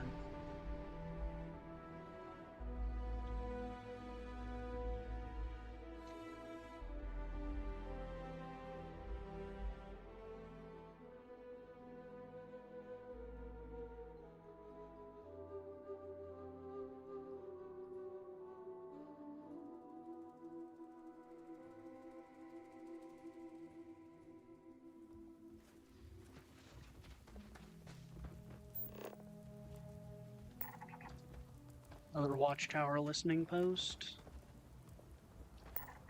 These are everywhere. Abandoned shipping depot. Was that one of them? Yeah, let's check and see, check off which ones we've been to.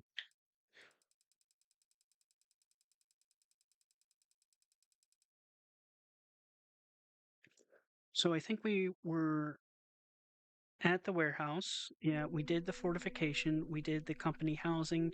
We did not do the decommissioned private spaceport or the Spacefarer's tomb.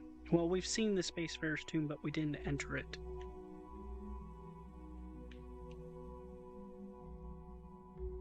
So let's see. We have to find the decommissioned private spaceport.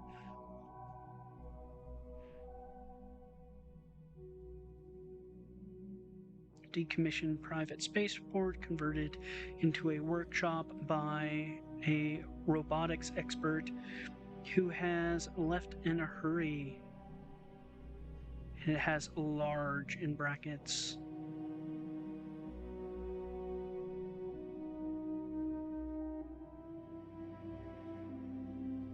Okay, breathable atmospheres. So he said large, so we'll probably be able to see it on the surface map relatively easily if it is indeed large.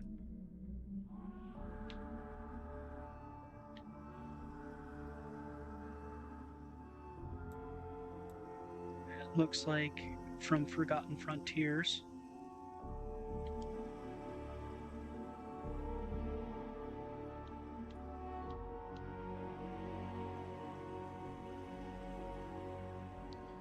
That's just a natural formation. Let's check out what this is on this hilltop here. What does this look like? It's probably like the Spacefarer's Tomb. It seems to be very common, that Spacefarer's Tomb. That looks like the Terra Brew.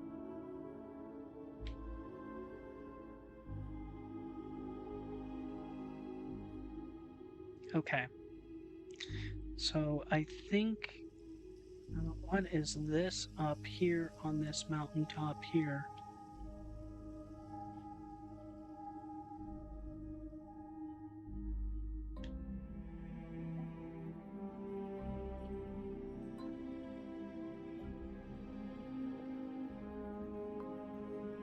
I don't see any private spaceports. Let's pick a new location. Let's try the Savannah again and see if we can find it here. We have the settings turned down to common, so it should pop up relatively frequently. And we are searching in breathable atmosphere in non-frozen conditions, so it should have a chance of popping up. If we need to, we can just tile spam until we find it.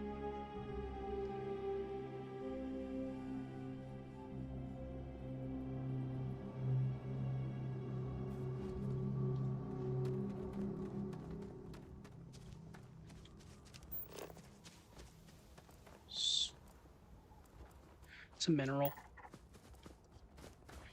Mineral plant.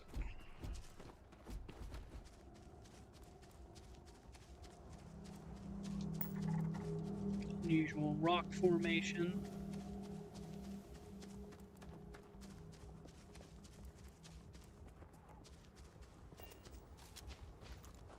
Okay, let's check the surface map.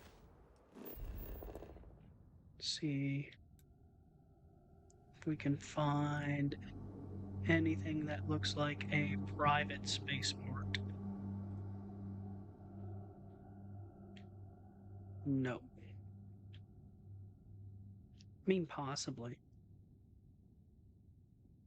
No, that doesn't look like it.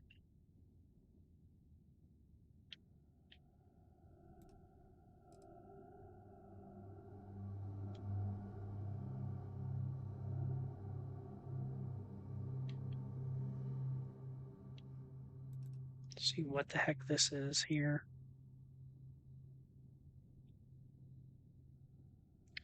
That looks like something from Dark Universe Takeover.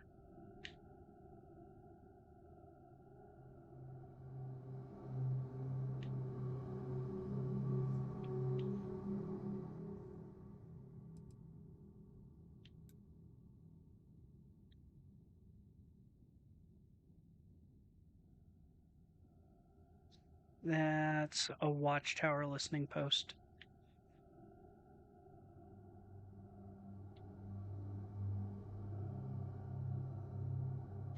All right, let's check another tile.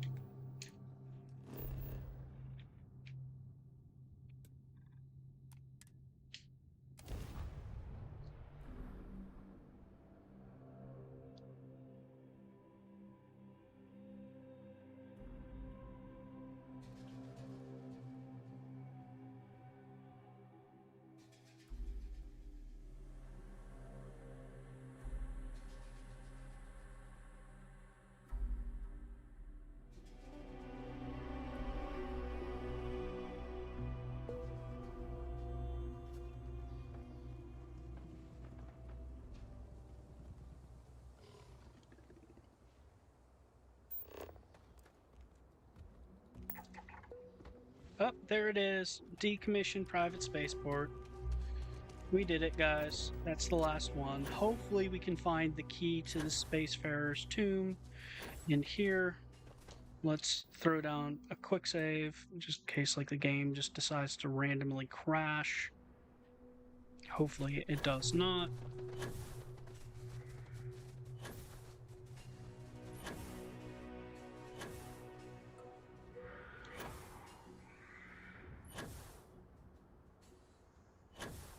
This had large in parentheses. I will be the judge if it's large or not.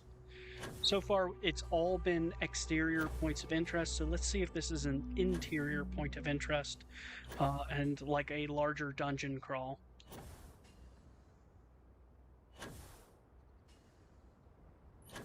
I think it would be advantageous to include at least one larger dungeon crawl.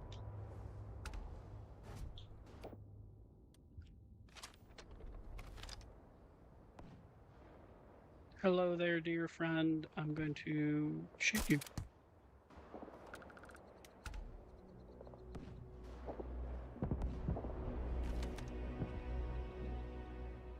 You too. Stealth mode engaged. Gotcha. I missed you.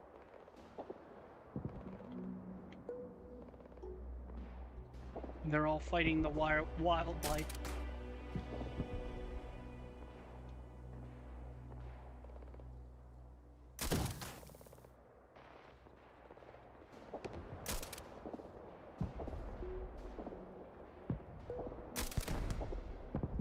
His head exploded.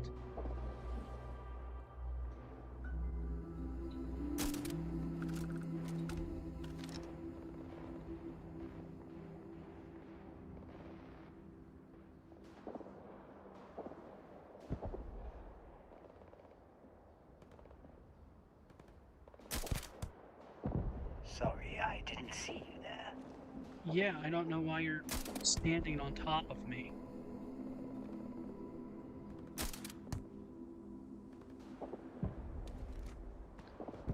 Bro, did you hear that?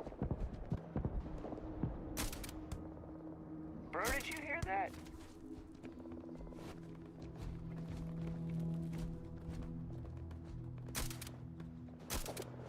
I guess it was nothing. Nah, it was nothing. Don't worry about it.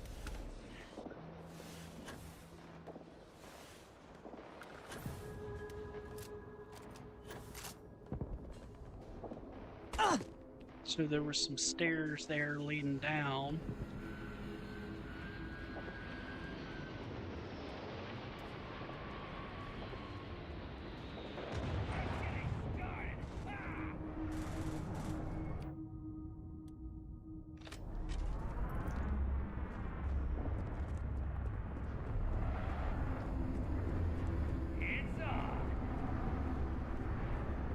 Oh, a ship just landed as I went in. Interesting. Scanning. What is this? It's a spacer hyena. Interesting.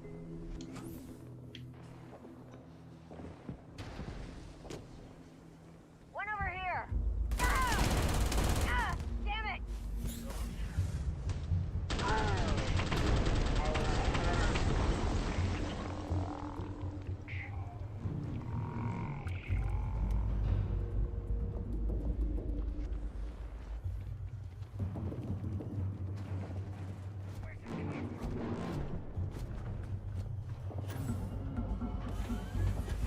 It's taking off.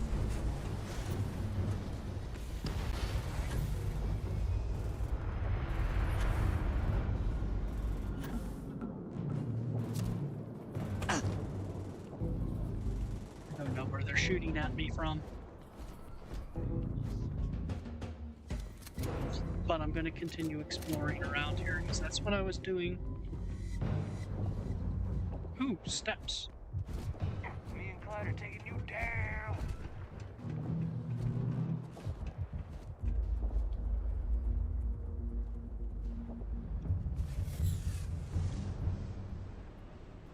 Where the hell did you go?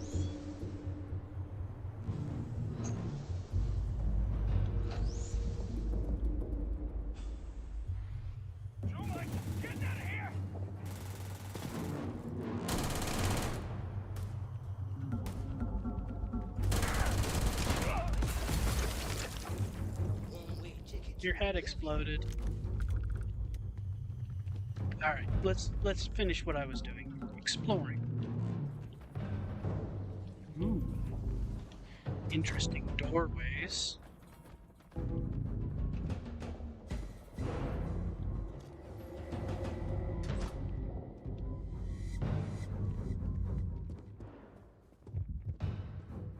Do like the layout of this. Very nice. I will pick this lock.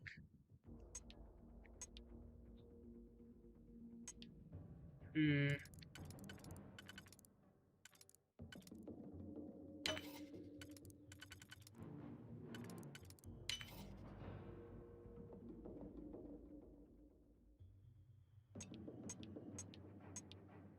No.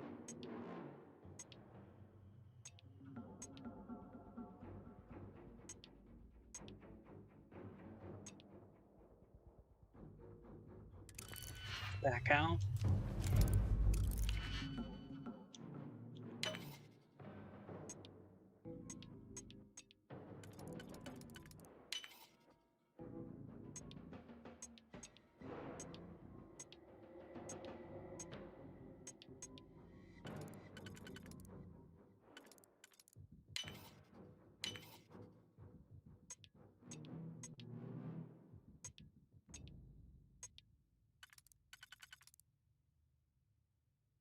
Okay, that seems to fit there.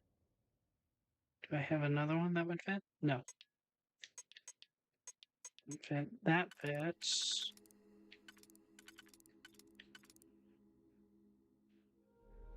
Then I think this goes right there.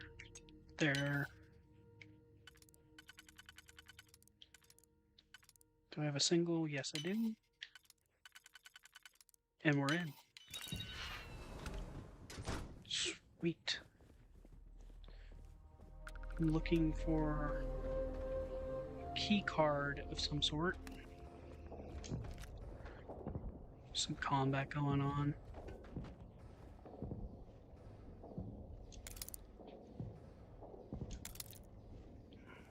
I clearly have a lot to learn about this dimension. Yes, you do, Ben.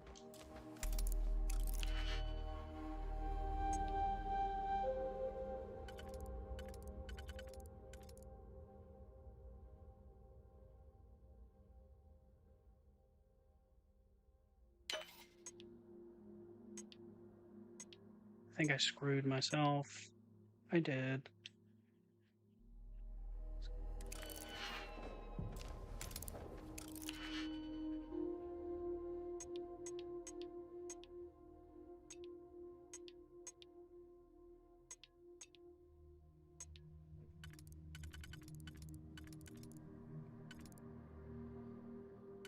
Can I fit it here? No. This goes right here.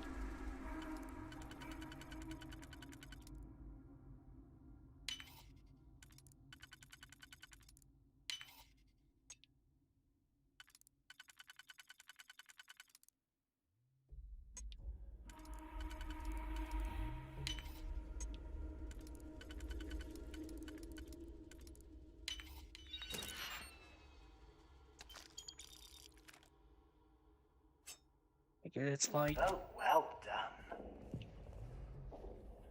You have once again proven yourself to be a dab hand at twiddling electronic sticks in electronic holes. yes, I'm very good at that, Ben.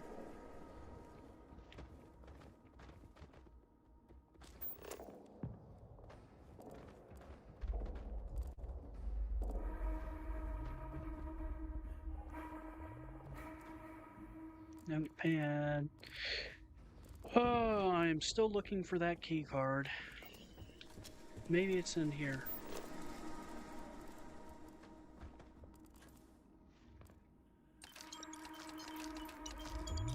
It's money.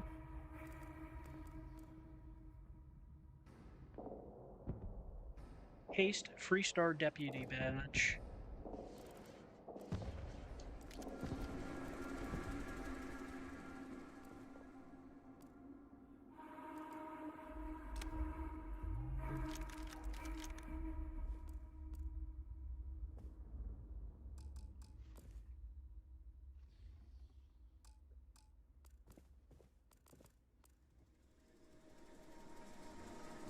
Mech components. Portable desk fan.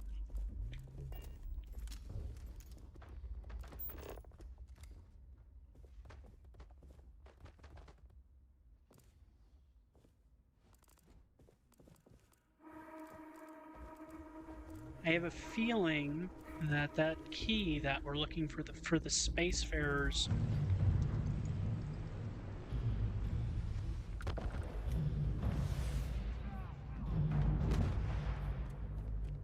they're still out there fighting with wildlife.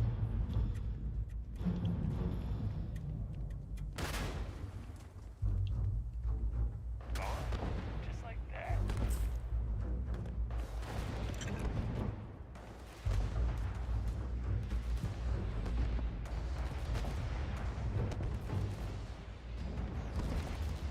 Okay, we have this downstairs area.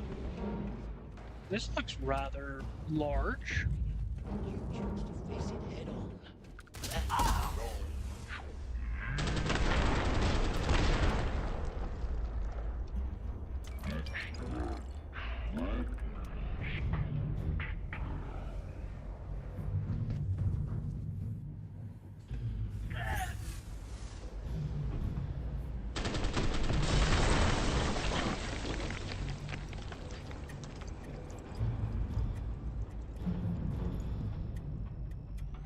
Do. Outgoing fire. Key clear.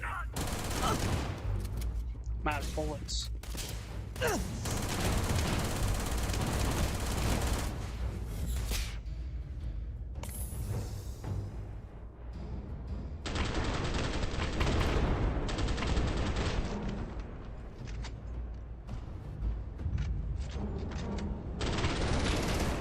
System failure. We have a door there. Make Nice sure we... outfit, homie. Thank you, Tommy. I think it's a pretty nice outfit, too.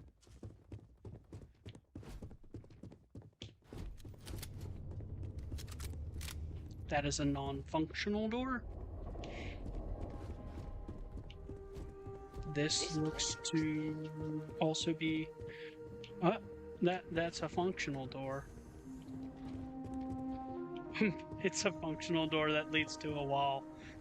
Oh my.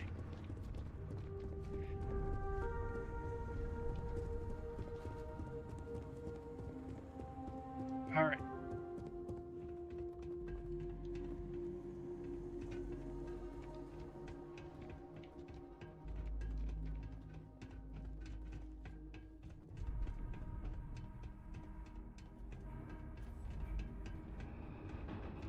Interesting layout here. Here we go. Here's another area. This seems to be a way out.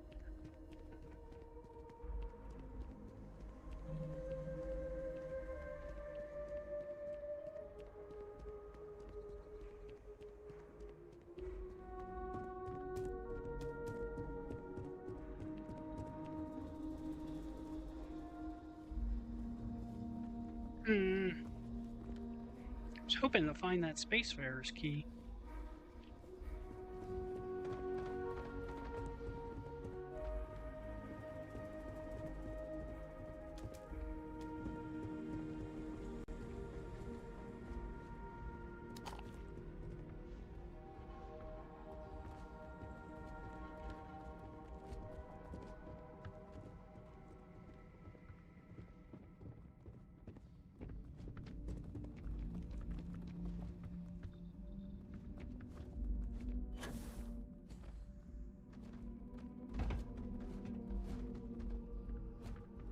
Make sure I didn't forget anything in here. Don't worry, Dan. I'm right behind you.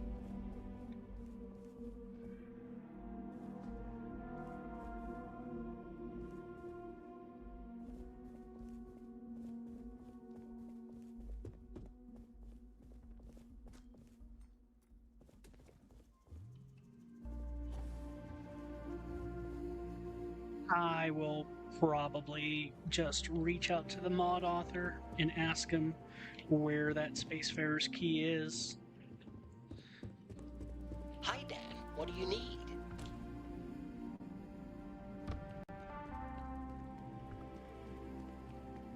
So I don't know if I'm finding it. Or if it's even here. If it was at like one of the other points of interest. Need enough, but I trust you. More than I thought I could trust anyone again.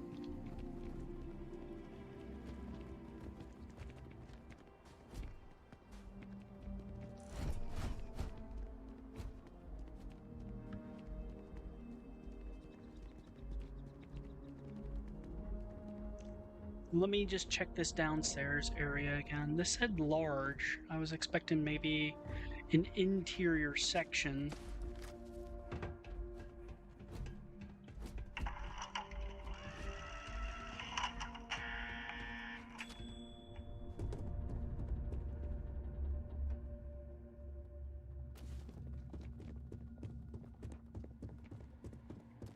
Yeah, that door led to a wall.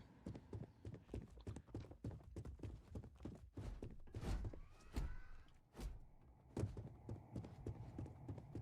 we have like any hidden doors over here? I think we uncovered them all. Nice, interesting catwalk, though. It'd be pretty cool to fight through.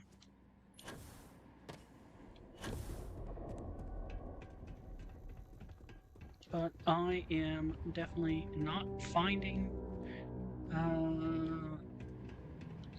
Unless I'm missing something.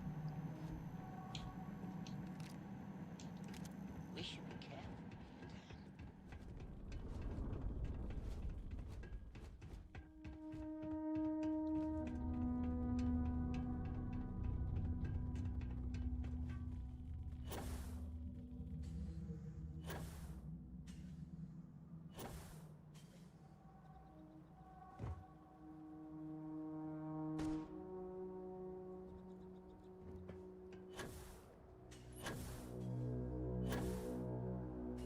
There's nothing with this over here, is there? Yeah, it looks like I'm gonna have to message the mod author and have him give me a clue of where the key for the Spacefarer's tomb is. But so far, with this all being external points of interest, none of them being super duper large. I mean, it's pretty lightweight. You're not going to have to deal with loading screens, so that's like a plus. But on the other hand, there's no like really large and sprawling dungeon crawls that you can find in like Forgotten Frontiers 1 and 2.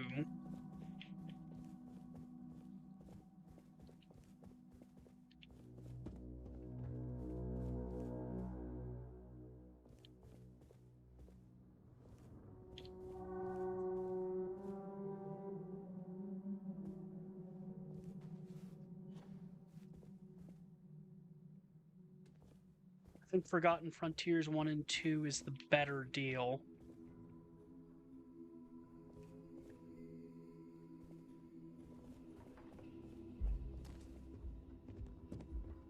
But, like, nothing's bad design-wise.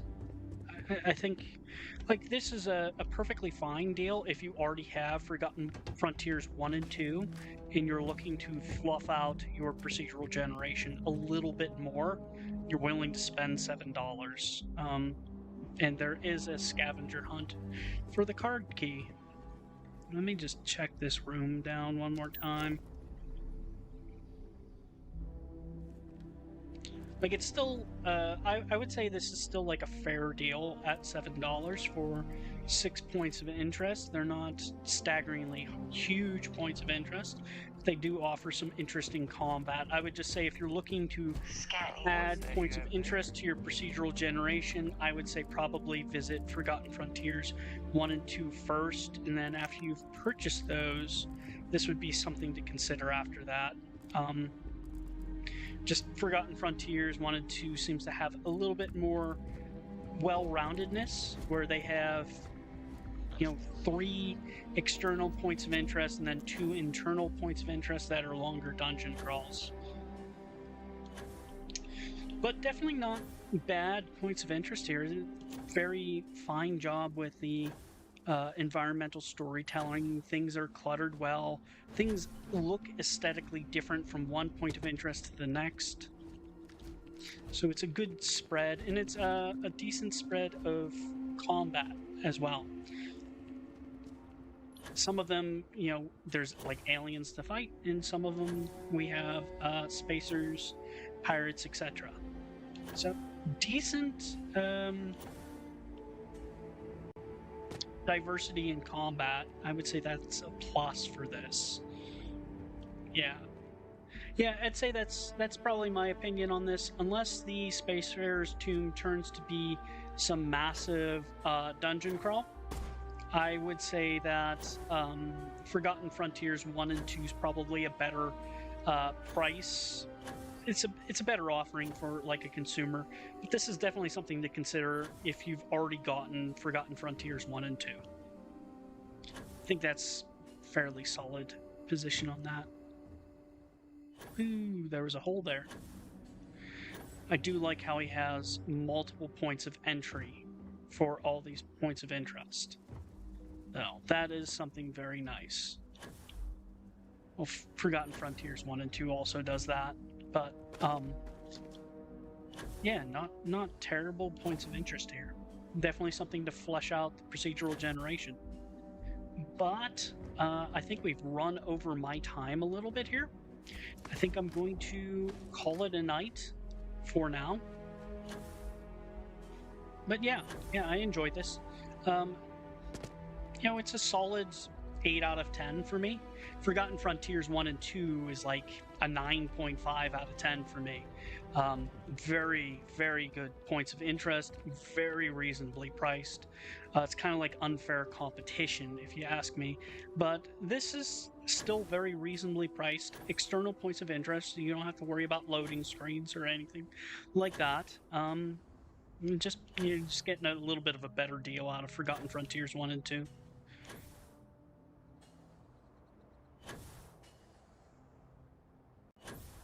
What are your guys' thoughts on this? You watched me play through it.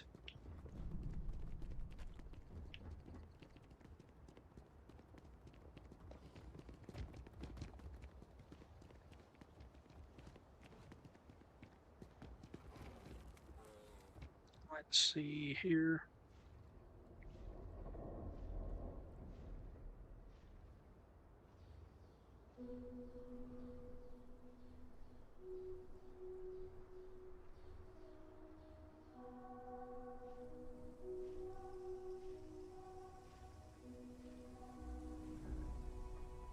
All right. Remind me again. Why are we standing this far apart? You're right next to me, Alana. Don't be ridiculous.